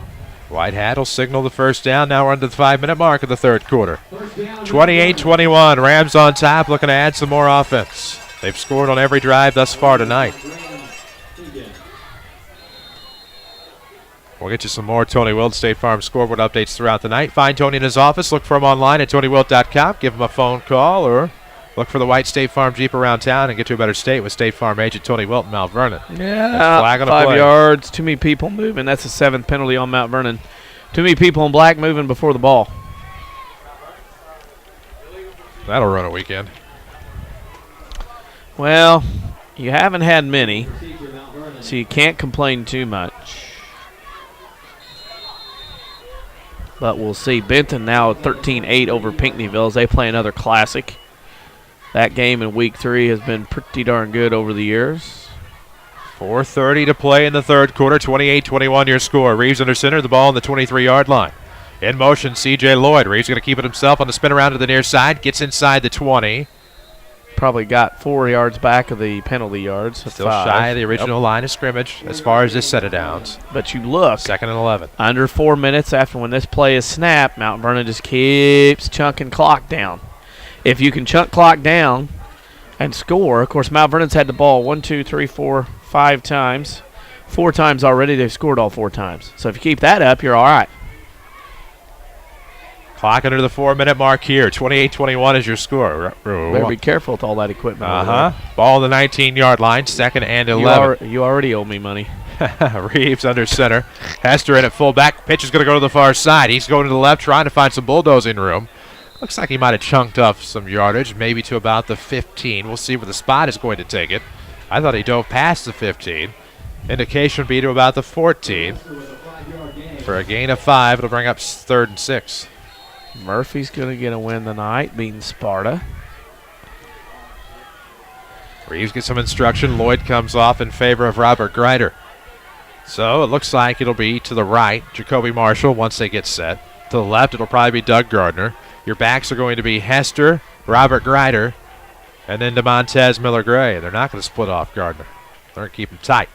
Here comes an inside handoff. Miller Gray breaks for the score. 14-yard touchdown for DeMontez Miller Gray, and it's 34-21. Why not, right? 14-yard run. Nice, right up the middle. 12-play drive that took 6 minutes. Unbelievable. And went 75 yards. The hyphen strikes again. 3 minutes left to go in the third quarter, 34-21. Dylan Reeves on for the point after attempt. Sometimes that's treacherous. As the kick is up, looks like it's in between the uprights. It is. It's 35-21. Always trouble whenever you have back-to-back brothers at quarterback for the same program, but eventually I'll get Dylan Reeves. 3 minutes left to go in the third. 35-21, Rams on top. Tell you about the Winning Edge, of course, serving Jefferson County and all of Southern Illinois. Of course, when you're looking for screen-printed T-shirts, hoodies, hats, or bags, who wouldn't love a custom-made hoodie tonight? Seek out Winning Edge online at winningedgeusa.com, serving Jefferson County and Southern Illinois. That's winningedgeusa.com. 3 minutes left to go in the third quarter. It'll be Triad football. Key here for the Rams is going to be to stop them. Yep. I mean, that's all there that's is all to it it. is. All there is right now. They'll rely on Bryce Wiedemann for the return. They're going to stick 2 rows of hands up there for any potential tomfoolery.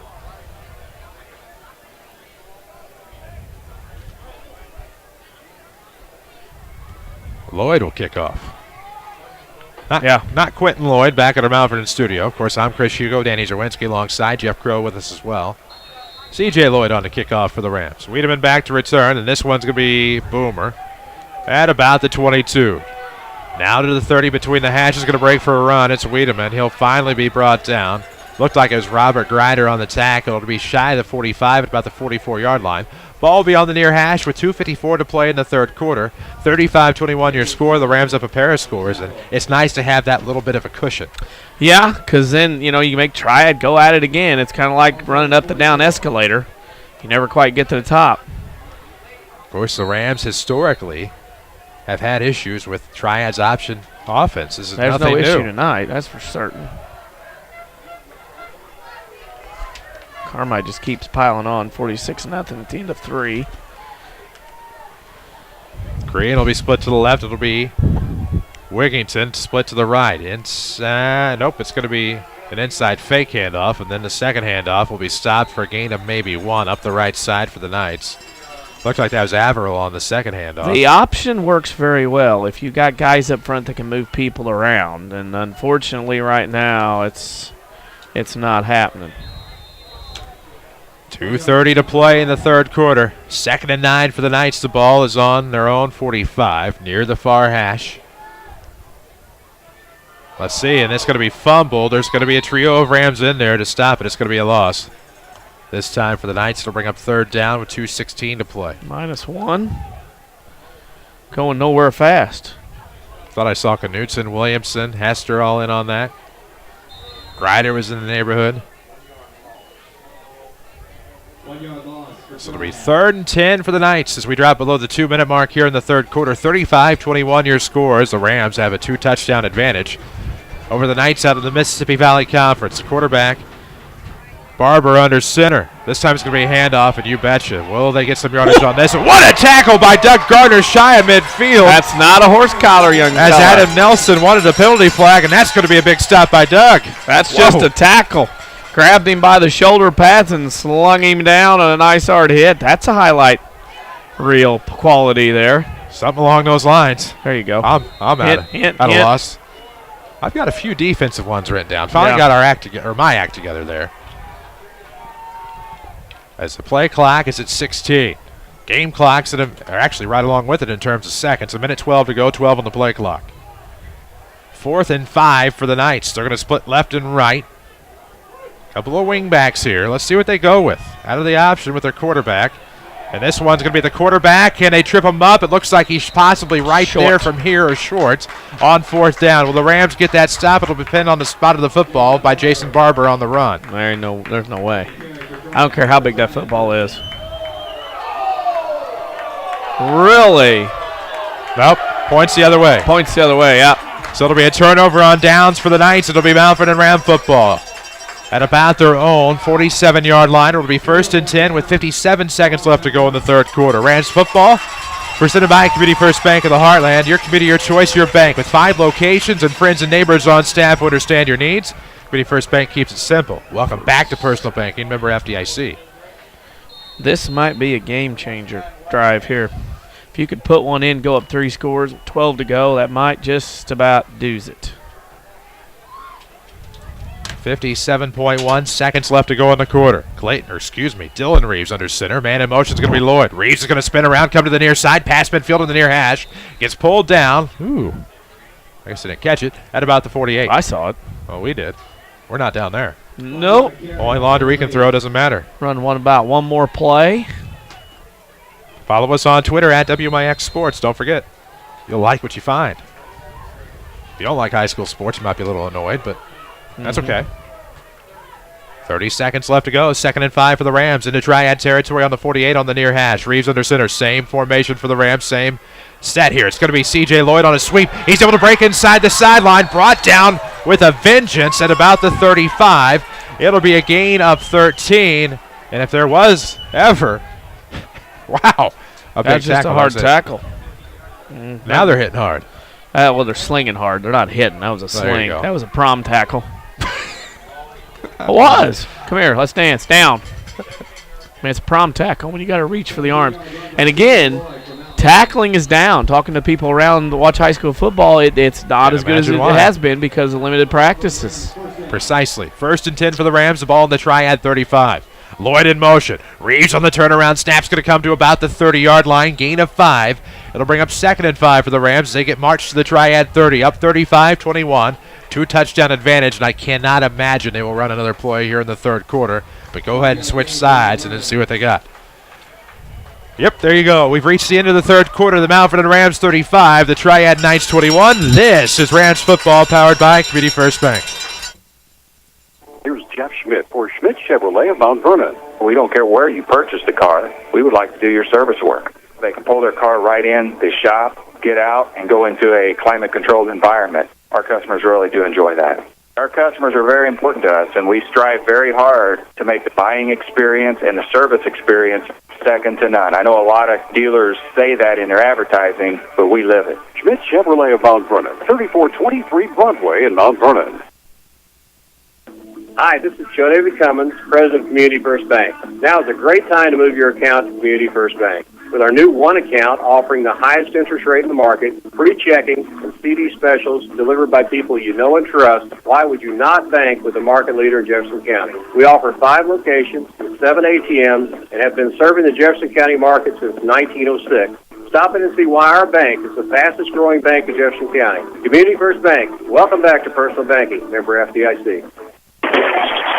Broadcasting live from the WMIX mobile studios, driven by Ford Square. This is Mount Vernon Rams football. Welcome you back just in time for fourth quarter action here from J.D. Shields Memorial Stadium. Chris Hugo with Danny Czerwinski alongside on WMIX. Jeff Crow brings you the video angles on WMIXsports.com. Quentin Lloyd doing a phenomenal job back in our Mount Vernon studio. It's 35-21, Mount Vernon on top. They'll have it 2nd and 5 in Triad territory on the 30. Ball on the far hash as they go right to left here in the fourth quarter. Ooh, a nice little handoff. Who else but Graham Hintgen as he will get inside the 25 at about the 24. Looks like dancing with first down yardage. Dance away, young fella. So another first down for the Rams. 23 of them tonight. Of course, let's double check that, Hugo, before you make any assertions. It is 17-14. Althoff in the third quarter, leading Mascoutah. In the third quarter? In. Althoff? Yes, in 21, Mascoutah 17. Third quarter ongoing. Not okay. 21-17? Yes. Thank you. 17-14. 35-21 here. That's probably where we got confused. It's going to be Miller Gray coming around on a sweep. Gets to about the 20. You'll take that, I think. Yep, just a little sweep. See what you can get. Stretch play. With 11:30 to go in the fourth quarter, 35-21. The Rams have scored on all drives tonight. Can they keep that going? They got to stop on Triad finally, and I think you feel better with a 3-score cushion with the way Triad's been able to score tonight. Still 21 yards to go before pay dirt. 2nd and 7 for the Rams. Ball in the near hash in Triad territory just outside the red zone. with 11:29 to play. Play clock's at 12. Reeves, the quarterback under center. Split to the left is Gardner. In motion, it'll be Lloyd. It's going to be Reeves on the roll around to the right side. He's going to have to shimmy around to break that tackle. He won't. He'll get to the 20. It'll be 3rd and 6. Didn't get much there, did he? Not much. It's okay. Rams would like to score. They haven't been stopped yet tonight. Reeves gets the instructions from Coach Jared Shaner on the sideline. 11:05 to play in the 4th quarter. Can the Rams pick up their 2nd consecutive win here in 2013 and be above 500 for the first time since 2008? Split to the left and to the right. Same personnel here for the Rams. Same group in the backfield. Reeves looking for the quick pass. It'll be to Gardner. He'll spin around the defender at about the 15. Now the 10, coming back to the near side to about the 8-yard line for a gain of 12 through the air. Wow. 2nd catch of the night, 12. Dylan is 3 of 4 tonight. How about it? If you're looking to have found a bad decision this season from Dylan Reeves, you're going to have to keep looking. Very effective at quarterback, the junior has been thus far for the Rams. Looking for their 2nd win of the year. The ball spotted inside the near hash at the 7. 1st and goal for the Rams with 10:30 to play in the 4th quarter. C.J. Lloyd in motion. Didn't see the handoff. Thought it was Hentgen as he bulldozes his way in for the score. The Rams lead at 41-21. Wow. There you go. Wow. 10:24 to play in regulation, and the Rams are up 20, looking to make it 3 full scores. If they can get the point after What was that, about a 5-yard run? 7. All right. Unbelievable. What a great job by the Rams tonight. WMIX Sports Mobile Studios are driven by Ford Square, 1501 Broadway in Mount Vernon. Online at fordsquare.com. Reeves on for the point after. Good hold there. Good job on the snap and the hold by Reed Millwood. Reeves great on the kick, and it's 42-21 as the Rams are doubling up the Knights. Wow. Little payback. I can't remember. The cheerleaders have to do 42 now? Yeah, supposed to.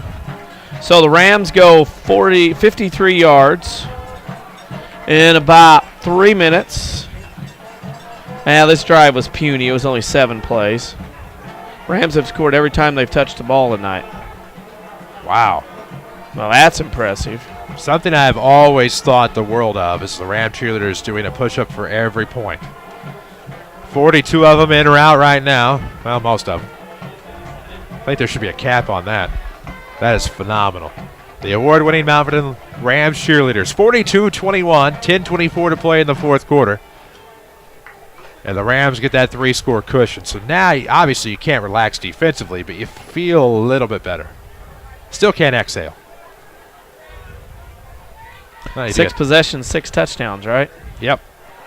I'll take that, won't you? That's pretty good. Yes, it is. Community First Bank of the Heartland is the official voice of the Rams and Lady Rams. 2 locations right here in the King City. North 10th Street, of course, and on South 42nd. The market leader here in Jefferson County, Community First Bank of the Heartland. Welcome back to personal banking. 42-21 is Wiedemann on to return for the Knights. Going to pick it up. Oh, at about the 22 near hash. Gets to the 25, now to the 30. Trying to get off to the races. Won't. Runs into a bevy of Rams. There was Tyler Knutson. There was Jacoby Marshall. And there was, I believe, I thought that was Miles Tate with the initial contact. One of our co-workers reminded me, don't get caught going to Twitter lockup. I said, not a chance tonight. I'm being very careful. Careful indeed. The Rams got to be careful defensively here. 10:17 to play in the 4th. 42-21. The Rams up 3 scores on the Knights.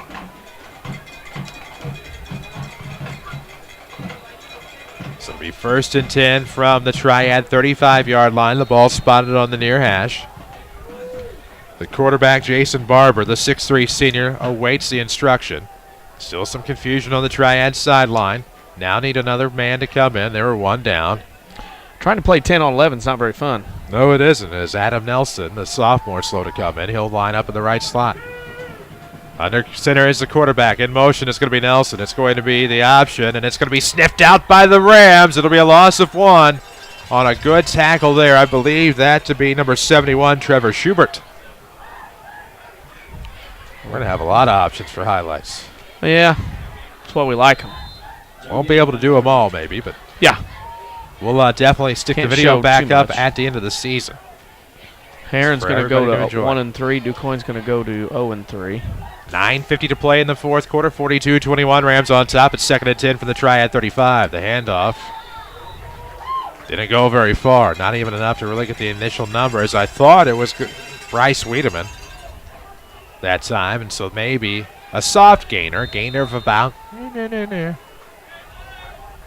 maybe 1.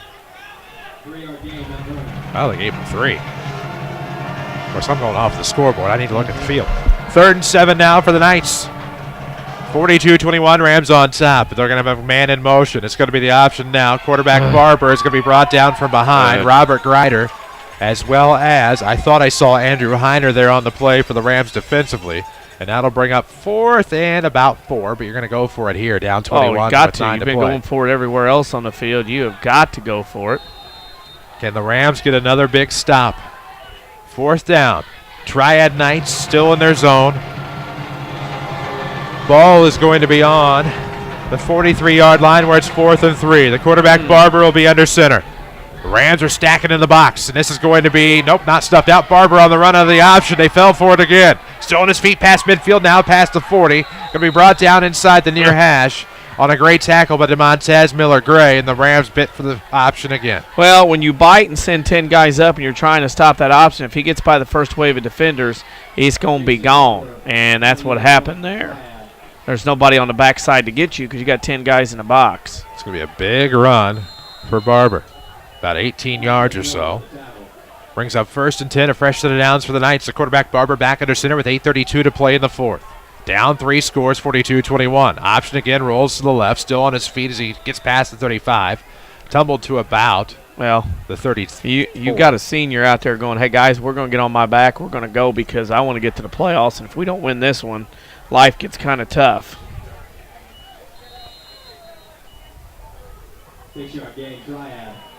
8:32 to go. Official signaling for the clock to start.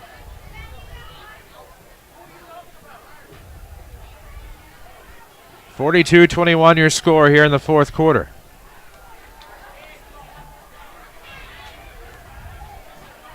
As they are going to take a look at the clock on the scoreboard. Got an issue? That's kind of what I'm wondering because it was 8:32 on the last play, I thought. 42-21 score. It's a 3-score game. The Rams on top here. It'll be 2nd and 4. Quarterback Barber got some instruction on the sideline. Mosey's back in where he'll be under center. Split to the right. That will be number 15, Cody Wigington. Split to the left, of course, is going to be Alex Crean. And it's going to be on the ground. You know that. It's going to be Barber, the quarterbacks. Finally, the Rams get a piece of him, but it still looks like he might have gotten a couple of yards on the play. I don't know that he got 1st down yardage by any means. Just 2. But the clock is a friend of Mount Vernon, the foe of Triad. Because that, to me, is the key here. If they take 6 or 7 minutes to score, that's okay. Under center, the quarterback Barber. Just past the 9 o'clock hour, and it's going to be fumbled. The Rams got a hand on it, but I think it was recovered by Barber at the 7:37 mark of the 4th quarter. So they almost got a hand in there, but it's going to be 4th and short. Close.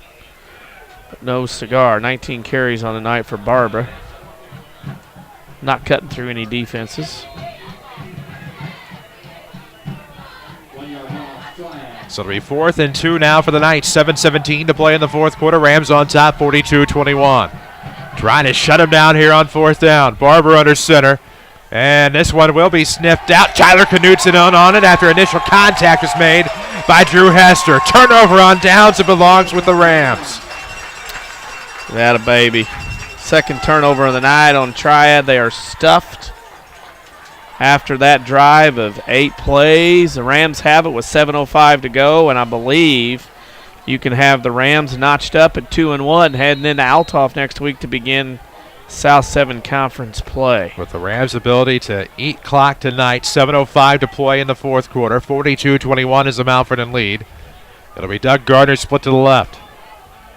They're going to bring Jacoby Marshall as tight on the right side. Double wingback set.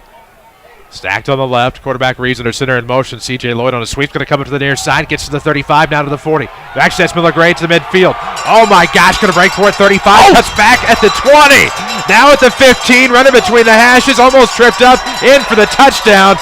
And the Rams get a 68-yard touchdown of their own from DeMontez Miller Gray.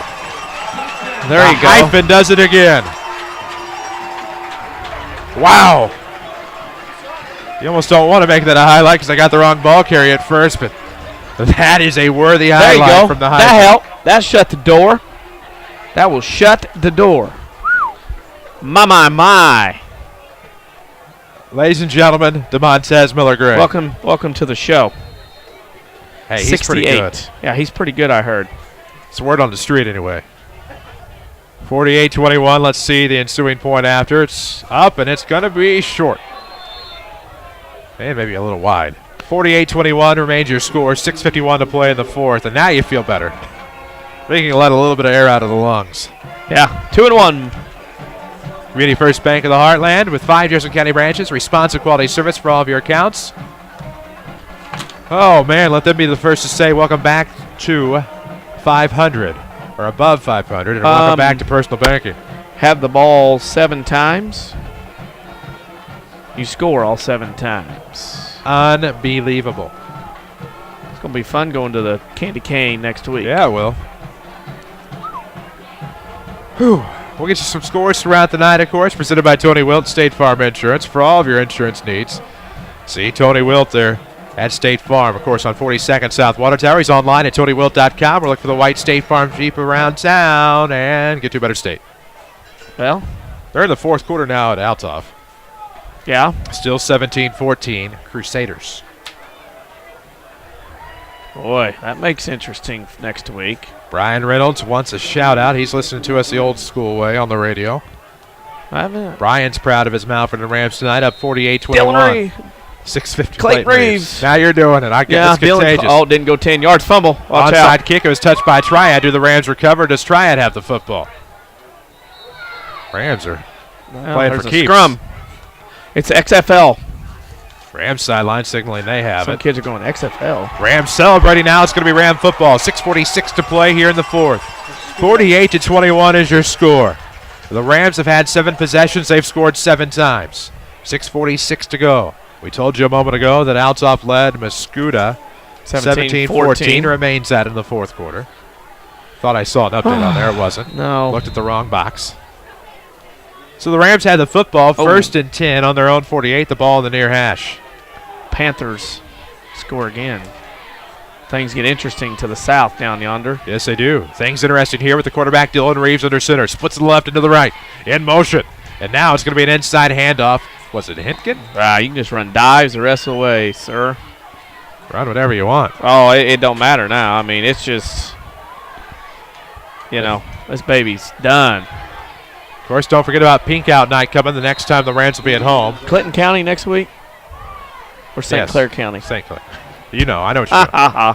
Pink Out Night supporting Susan G. Komen Race for the Cure. FBLA putting that on. WMIX Sports proud to be one of the sponsors.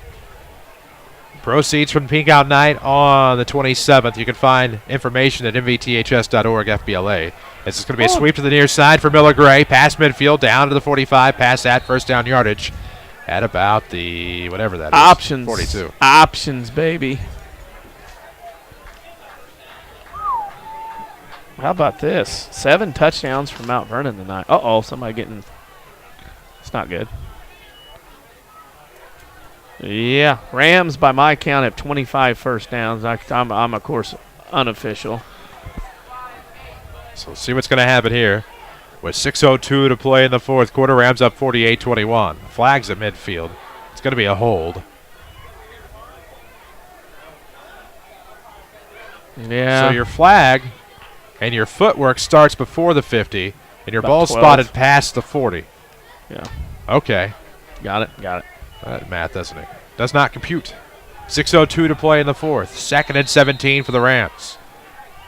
They've done a good job tonight. I will say that. Sweep to the right. It's going to be for C.J. Lloyd. Can he find some running room? He wiggles past a couple of tackles, breaks past midfield to the outside. He's at the 40, off to the races, 35. couldn't stay in bounds. He gets out at about the 30, and that's going to be one heck of a run for C.J. Lloyd. It's going to be of the 30-yard variety. Jersey number. 5:43 to go in the fourth. Rams up 48-21. Yep. Ground and pound. It's now 24-14 Althoff over Mascoutah in the fourth. 24-14. Scoreboard updates tonight presented by Tony Wilt, State Farm Insurance. 5:43 to play here. It's 48-21 Rams, first and 10. Oh, it was only to the 38, so he must have stepped out much earlier. My apologies. Reeves going to roll to the right off of the fake handoff. Going to get pushed back. Forward progress would have taken him to roughly the 35. So it'll be second down for the Rams here as the clock continues to roll to drop below the 5.5-minute mark. Red Lake College brings you streaming on WMIXsports.com. You can save thousands on your college education. Log on to rlc.edu, find out how, see full descriptions on their over 100 degree and certificate programs, and apply online while you're there. Second and 8 for the Rams. The ball is on the 36. 5:08 to go in the ball game. 48-21. The Rams are up 27 points. It'll be their largest margin of victory in quite a while as we drop below the 5-minute mark. Off a sweep coming from the far side. Looks like Robert Grider somehow managed to slip a tackle, hurdle a guy almost. Gets to the 30-yard line where he's finally brought down by a bevy of Knights. Took that many. It's a gain of 6. It'll be 3rd and 2.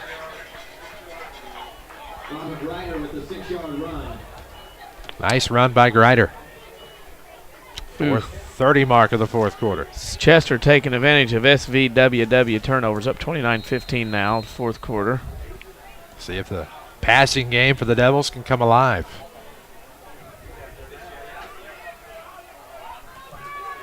Grider, Fitz, Hipkin are your backs. Doug Gardner split to the left. This one's going to be Fitz going up the right side. A little bit of a draw, it looked like. Told you Fitz would get in on this. Gets a gain of 5. It'll be first down yardage for the Rams. Down to the 25-yard line. 4:10 to play in the fourth. Yeah.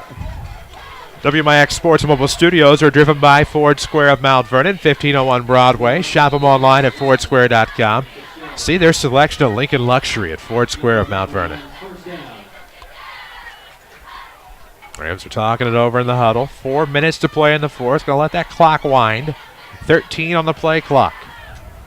Fits the tailback. Stacked on the left are Hinkin and Grider. Handoff's going to be a pitch. Actually, make that a pitch to Fitz. Inside the 30, so it's going to be a loss. It'll be a loss of about 2, 2nd and 12.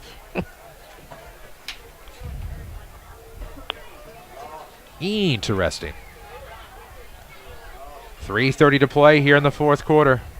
Chris Hugo with Danny Czerwinski alongside. Jeff Crow is with us as well.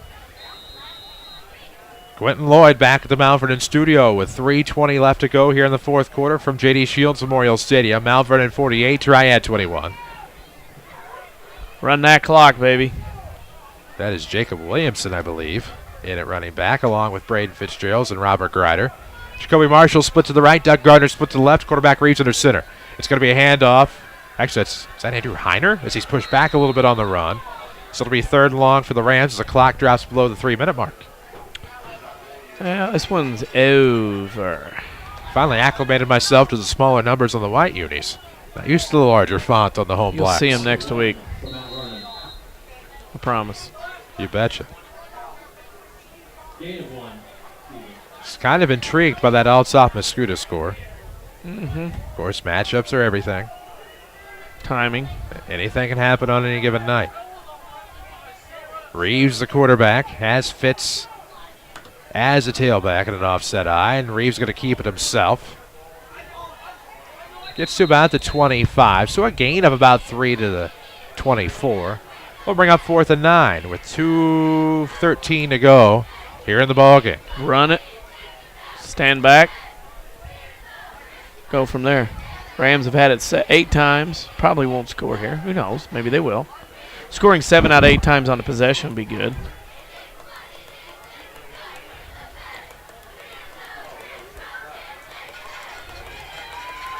As we'll see Reed Millwood check in. I got a penalty flag. Got some laundry on the field.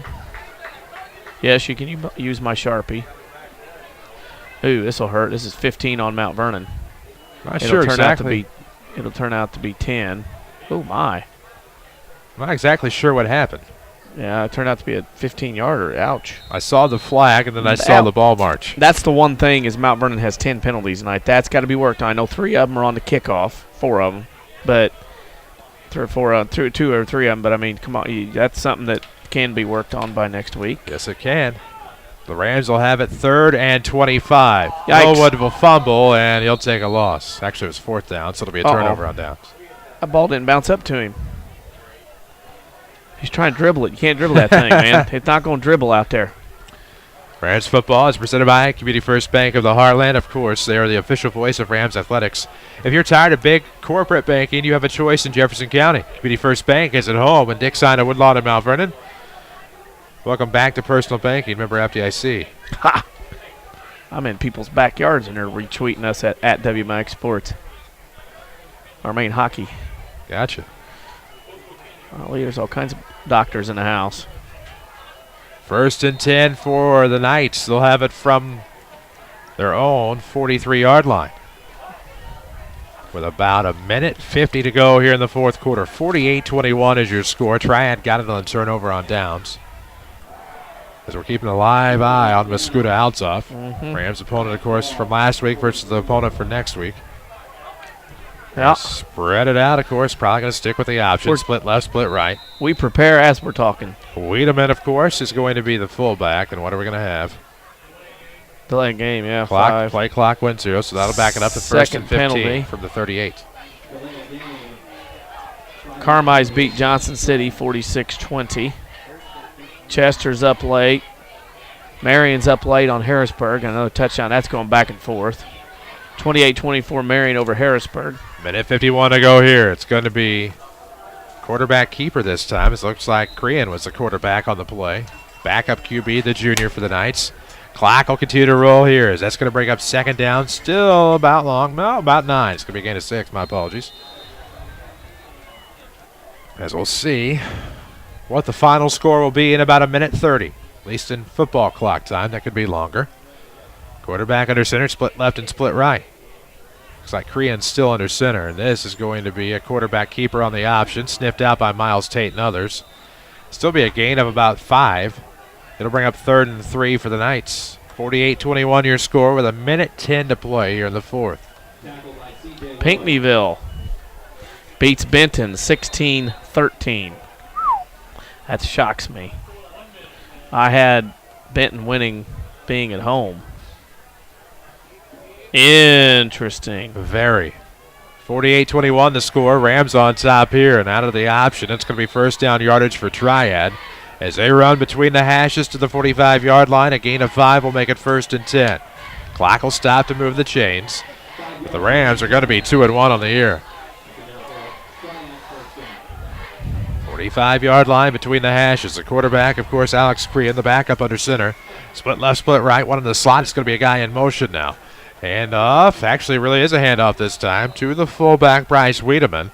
Shy of the 40 to the 41 inside the near hash. A gain of 4 will bring up 2nd and 6.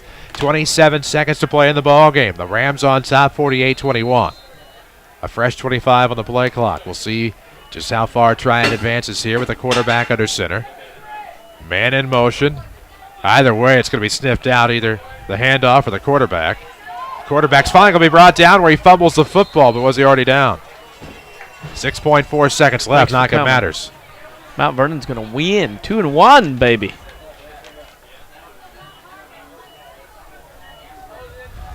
.4 seconds left to go. It's going to remain with the Knights. It'll be 3rd down. They won't run another play. Oh, they might. They might get one in. 3, 2, 1. You can count it down. That's going to be all she wrote as the Mount Vernon Rams victorious for a 2nd week in a row. 48-21 is your final. We'll tell you all about it coming up on your Schmidt Chevrolet postgame show. We'll have final stats. We'll have a full comprehensive scoreboard update. We'll tell you a little bit more about our official voice of the Rams, Community First Bank of the Heartland. The Schmidt Chevrolet postgame show is next. 48-21 your final. The Rams are 2-1. Triad drops to 0-3. This is Rams football from WMIX Sports.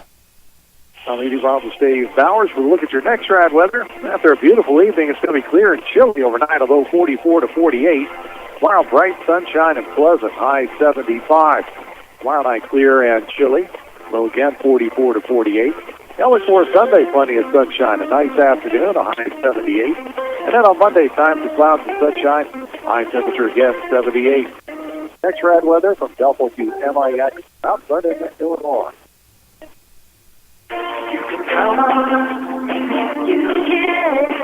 What do you get when you combine the 2013 Motor Trend Truck of the Year with the best incentives in the market during the only true truck month?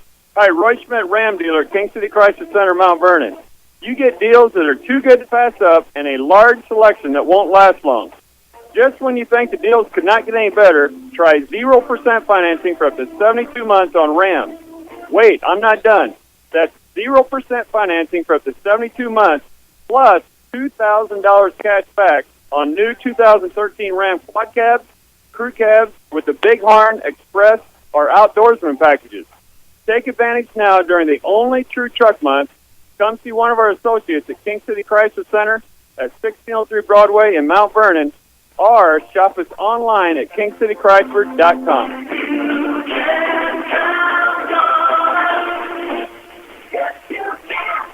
Hi, this is Jim Flag, commercial banker for People's National Bank in Mount Vernon. People's National Bank has served local businesses and farmers for over 100 years. With a wide variety of deposit and loan products, we have all your banking needs covered. From opening or expanding a business to purchasing a farm implement for the upcoming season, People's National Bank is here to help. Stop by today and let us show you what a true community bank can do for you. People's National Bank, serving Southern Illinois farmers and businesses since 1909. Member FDIC. Are you interested in a career in the culinary arts but can never afford the high cost of cooking school? Red Lake College has a low-cost recipe for success. For as little as $5,500 per year, you can get a quality culinary arts education in your own backyard. That even includes books, tuition, class fees, and supplies. Learn to master domestic fare, pastry, and foreign cuisine in Ina, Illinois.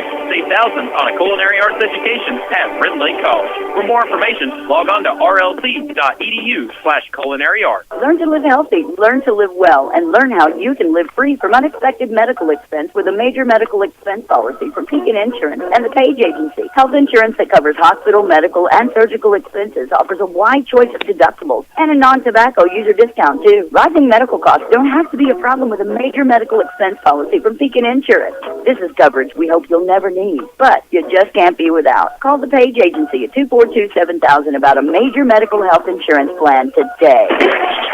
This is Mount Vernon Rams Football from WMIX Sports. The Schmidt Chevrolet postgame show starts now.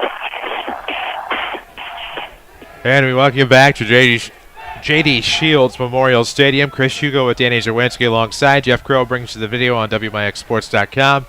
Quentin Lloyd back at the studio keeps us on AM 940. So glad to have you with us. Hope you enjoyed the 48-21 victory for the Mount Vernon Rams over the Triad Knights. The Rams improved to 2-1. The Knights fall to 0-3 for the first time in the good Lord knows how long. This is your Schmidt Chevrolet postgame show, 3423 Broadway in Mount Vernon, schmidtchevrolet.com. Of course, we'll get to some stats a little bit later on. We'll get to some final scores here in just a moment as well. But 48-21, probably the key to the game as you look back. I don't really want to count that last drive just because you're trying to kill clock. You're not trying to necessarily score. But the first 7 drives of the game for the Rams, first 7 possessions, end up in 7 touchdowns. That's an effective offense. That's a good offensive line. That's a good running game. That's a good, I mean, that's good everything. Yep, that's what I just tweeted at WMIX Sports. 8 possessions, 7 touchdowns, 7 straight scores to start the game. Hard to beat a team when the offense and the offensive line is clicking as well as they were doing. And the defense kind of had some issues there with the option at first, but when the drives were crucial to be and they had to be stopped, the defense stepped up to do that. And a lot of big hits tonight. Xavier Attias, Robert Grider, Tyler Knutson, Andrew Heiner, Miles Tate, among others, all stepped up with some key hits tonight. And as a result, the Rams got some key stops, were able to build that lead to a 3-score advantage, and that's a big job for the Rams tonight. That's a big job. But, I mean, this is what you want. And again, this win tonight where you dominate Triad like they did, and Althoff's going to see the film, and it won't be ours, but they're going to see the tape, and they're going to go, whoa, they just went down and said bang, bang, bang, bang, and there was nothing anybody could do. It's not fancy. It's not trickery. It's just here it is. Have at it. And that's exactly what Mount Vernon did tonight. An impressive victory. First win at home in 2 years. First time over 500, 5 years? And now on the road to Althoff next week. Here we go. There we go. South 7 Conference play starts next week. We'll tell you where you can tune in after a quick break. This is your Schmidt Chevrolet postgame show. The Mount Vernon Rams victorious tonight by a final of 48-21. This is Rams football, powered by Community First Bank of the Heartland. Friday night lights are back. The best in high school football content is right here at WMIX Sports. Don't miss area coaches and our panel of experts as the Saturday Sports Show revisits the region's most important games. We'll also recap the WMIXSports.com scoreboard, plus talk up other local sports. Look for the Saturday Sports Show after the 8 a.m. news on WMIX 940 and WMIXSports.com. Powered by Crossroads Community Hospital. It's more than a hospital. It's what healthcare should be. This is Chase Landers with Landers Collision Center. It's been said that in order to grow, you have to change. Very rarely anymore do insurance companies ask the phrase to go out and get free estimates. The new phrase insurance companies are asking is, would you like to take your vehicle to one of our direct repair facilities? This is a way for your insurance company and collision repair center to help relieve the stress you may have from your unfortunate incident. And, as Landers Collision Center has adapted to this forever-changing industry, we are extremely happy to announce that we are a direct repair facility for over 10 different insurance companies. It's likely that one of them is yours. From dealing with your insurance company, setting you up with a rental vehicle, lifetime warranty on repairs, and of course, Landers Free, lifetime detailing for qualified customers, Landers Collision Centers literally takes the stress from your incident and turns it back into a shiny new ride for you to enjoy again. Landers is here for you whenever you need us. Big or small, Landers fixes them all. 1-888-LANDERS. That's 1-888-LANDERS. Hi, this is Joe David Cummins, President of Community First Bank. Now is a great time to move your account to Community First Bank. With our new One account offering the highest interest rate in the market, free checking, and CD specials delivered by people you know and trust, why would you not bank with the market leader in Jefferson County? We offer 5 locations with 7 ATMs and have been serving the Jefferson County market since 1906. Stop in and see why our bank is the fastest growing bank in Jefferson County. Community First Bank. Welcome back to Personal Banking. Member FDIC. This is Joe David Cummins from Community First Bank. You're listening to the Rams on WMIX. And we welcome you back to the Schmidt Chevrolet postgame show. Chris Hugo with Danny Czerwinski alongside on WMIX and WMIXSports.com. 48-21, your final here from J.D. Shields Memorial Stadium. As the Rams get a big win tonight, Jared Shaner gets another iced Gatorade bath on the sidelines as the Rams improve to 2-1. And, of course, the Triad Knights fall to 0-3. Schmidt Chevrolet, SchmidtChevrolet.com. Of course, you'll find their inventory in person at 3423 Broadway in Mount Vernon. You'll find us here at J.D. Shields Memorial Stadium. And a big win for the Mount Vernon Rams tonight, heading into St. Clair County next week. Back to St. Clair County on even-numbered weeks, apparently, as they will take on the Althoff Crusaders from Lindenwood University Stadium. Of course, I will give you your option of stats or scores. Stats, Mount Vernon 26 first downs to Triad's 11. Mount Vernon with 1 turnover on the night, that was late. Triad with 2. Penalties, 10 for 60 for Mount Vernon, 2 for 10 for Triad. Rushing department, the Rams, I had 446. That's unofficial. The 226 for Triad. Passing yards, all Mount Vernon 27 zip, which gives you a total yardage of 467 to 226.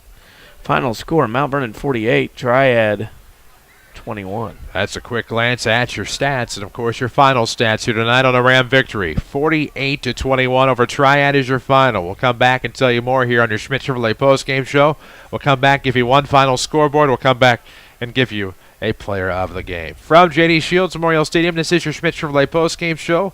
This is Rams football, powered by Community First Bank. Protect yourself and the ones you love by getting a flu shot at the Medicine Shop Pharmacy. It's the smart and healthy thing to do. Just walk right in. No appointment is necessary, and no prescription from your doctor is required. The shot is no cost to Medicare primary beneficiaries with Part B. Here's pharmacist and pharmacy owner Eric Black. We have a seasonal flu shot event, which is not just one day, but usually 4 or 5 days, that we schedule nurses to come in and give shots. I can also give shots to anybody who can't make those days, for example. The Medicine Shop is also offering flu shot clinics. Here are the dates. Get your flu vaccine between 9 a.m. and 6 p.m. on Tuesday, September 24th, and Thursday, October 3rd, Monday, October 7th, and Tuesday, October 8th. If you're homebound, every effort will be made to schedule a home visit. Call us if you require the service. The Medicine Shop Pharmacy, 2339 Broadway in Mount Vernon, or call 618-242-8776. Jim. Bad credit, no problem. Auto Mart of Salem is here to help. Auto Mart of Salem is your local stop here, pay here headquarters. Quality cars, vans, SUVs, and trucks in stock now. All credit applications are accepted. Stop here and pay here at Auto Mart of Salem, 1819 West Main, Salem, Illinois. Shop online at automartofsalem.com or call us at 618-548-8611. Your future is calling. With a GED test and some help from Rend Lake College, you can answer the call. The current test expires at the end of 2013, and your scores will expire too if you don't finish and pass the test by then. Don't feel prepared? Don't worry, we can help. Visit finishtheged.com to learn more. Don't miss the chance to turn one small step into your next big opportunity, like college, a better job, and the respect you deserve. Finish your GED by the end of 2013. Questions? Call Rend Lake College's Adult Education and Literacy Department today, 437-5321. Find us on Facebook. This is Rams Football from WMIX Sports. And we're back at J.D. Shields Memorial Stadium, where the Mount Vernon Rams have wrapped up a 48-21 win over the Triad Knights. First time in 4 years that the Rams have bested the Knights. Last time was in 2009 when the Rams beat Triad, but here we are from J.D. Shields, and the Rams get a home win for the first time since 2011. It was also the last time they'd gotten their victory prior to last week's win on the road at Mascoutah. So, big night, a lot of scores from around the area. We'll get to those in just a moment, of course, as we work on our Saturday sports show lineup for tomorrow morning, 8:08 until 10 o'clock, of course, after the 8 o'clock news right here on AM 940 and WMIXsports.com. We will have Mount Vernon Rams head football coach Jared Shaner. We will also have Johnny Hollis, assessor there, Waltonville Woodlawn fame. We'll have our WMIX sports correspondents, and we'll have a pretty good, what we hope will be a pretty good lineup tomorrow morning on the Saturday sports show. Starting to work out pretty good. You got to catch people at the right times. It's half the battle. Usually after a win, it's a great time. And I'm about got it. Late night. Kershaw's pitching, so I can stay up tonight. Okay, finals in the Black Diamond. They're all final. It is Chester. Ooh, that's a mistake. Better not read that one wrong. Chester beats Cesar Vallejo, Waltonville Woodlawn 36-15. El Dorado beats CZR 48-6. Fairfield over Alvarado Trico 58-8. And Carmi beats Johnson City 46-20. Oh, there's one I needed. Nashville beats West Frankfort 50-23. Thanks, Bo. Okay, moving on to the Mount Vernon side of the schedule, where we know late fourth, Althoff leads Mascoutah 24-14. We're watching that one. At halftime, it was Carbondale 34, Waterloo 20. We have not heard anything since. Centralia goes to 3-0, beating Effingham 21-6. Marion leads Harrisburg 28-24. That is late in the game. That game has went back and forth. No score from Kokia. Rochester gives the Rams another playoff point tonight, beating Week 1 opponent next year from Mount Vernon, Taylorville 42-10. And Mount Carmel, Illinois, leads Princeton, Indiana 35-28 at the end of 3 quarters. River to River, Pinckneyville wins a tight one on the road at Tabor Field in Benton 16-13. Marion has beaten Harrisburg 35-24. Marion over Harrisburg 35-24. As I said, Pinckneyville beats Benton 16-13. Heron beats DuQuoin 23-0. AJ is going to beat Massac 34-12. That was late score from our friend. Murphy was leading Sparta end of 3, 28-6, and Nashville beat West Frankfort 50-23. And that's all the ones I have that are newly updated as of right now. There you go. Those scoreboard updates are presented by Tony Wilton, State Farm Insurance. For all of your insurance financial service needs, see Tony in his office, give him a call, check him out online at TonyWilt.com, or look for the white State Farm Jeep around town. So that is your final scoreboard update of the night. Your final score from here, the Mount Vernon Rams 48, the Triad Knights 21. And, of course, Rams football, as always, has been presented by Community First Bank of the Heartland. Welcome back to Personal Banking. They are the market leader with 5 Jefferson County branches. Mount Vernon, Dix, Woodlawn, and Ina. Here on your Schmitz Chevrolet postgame show, wouldn't be complete unless we did a Rams player of the game. And yikes. It's going to be hard. It is going to be hard, but A lot of hard hitting on defense, a lot of great runs by both Drew Hester, DeMontez Miller-Gray. You saw a lot of chunked up yardage, of course, from Graham Hinken.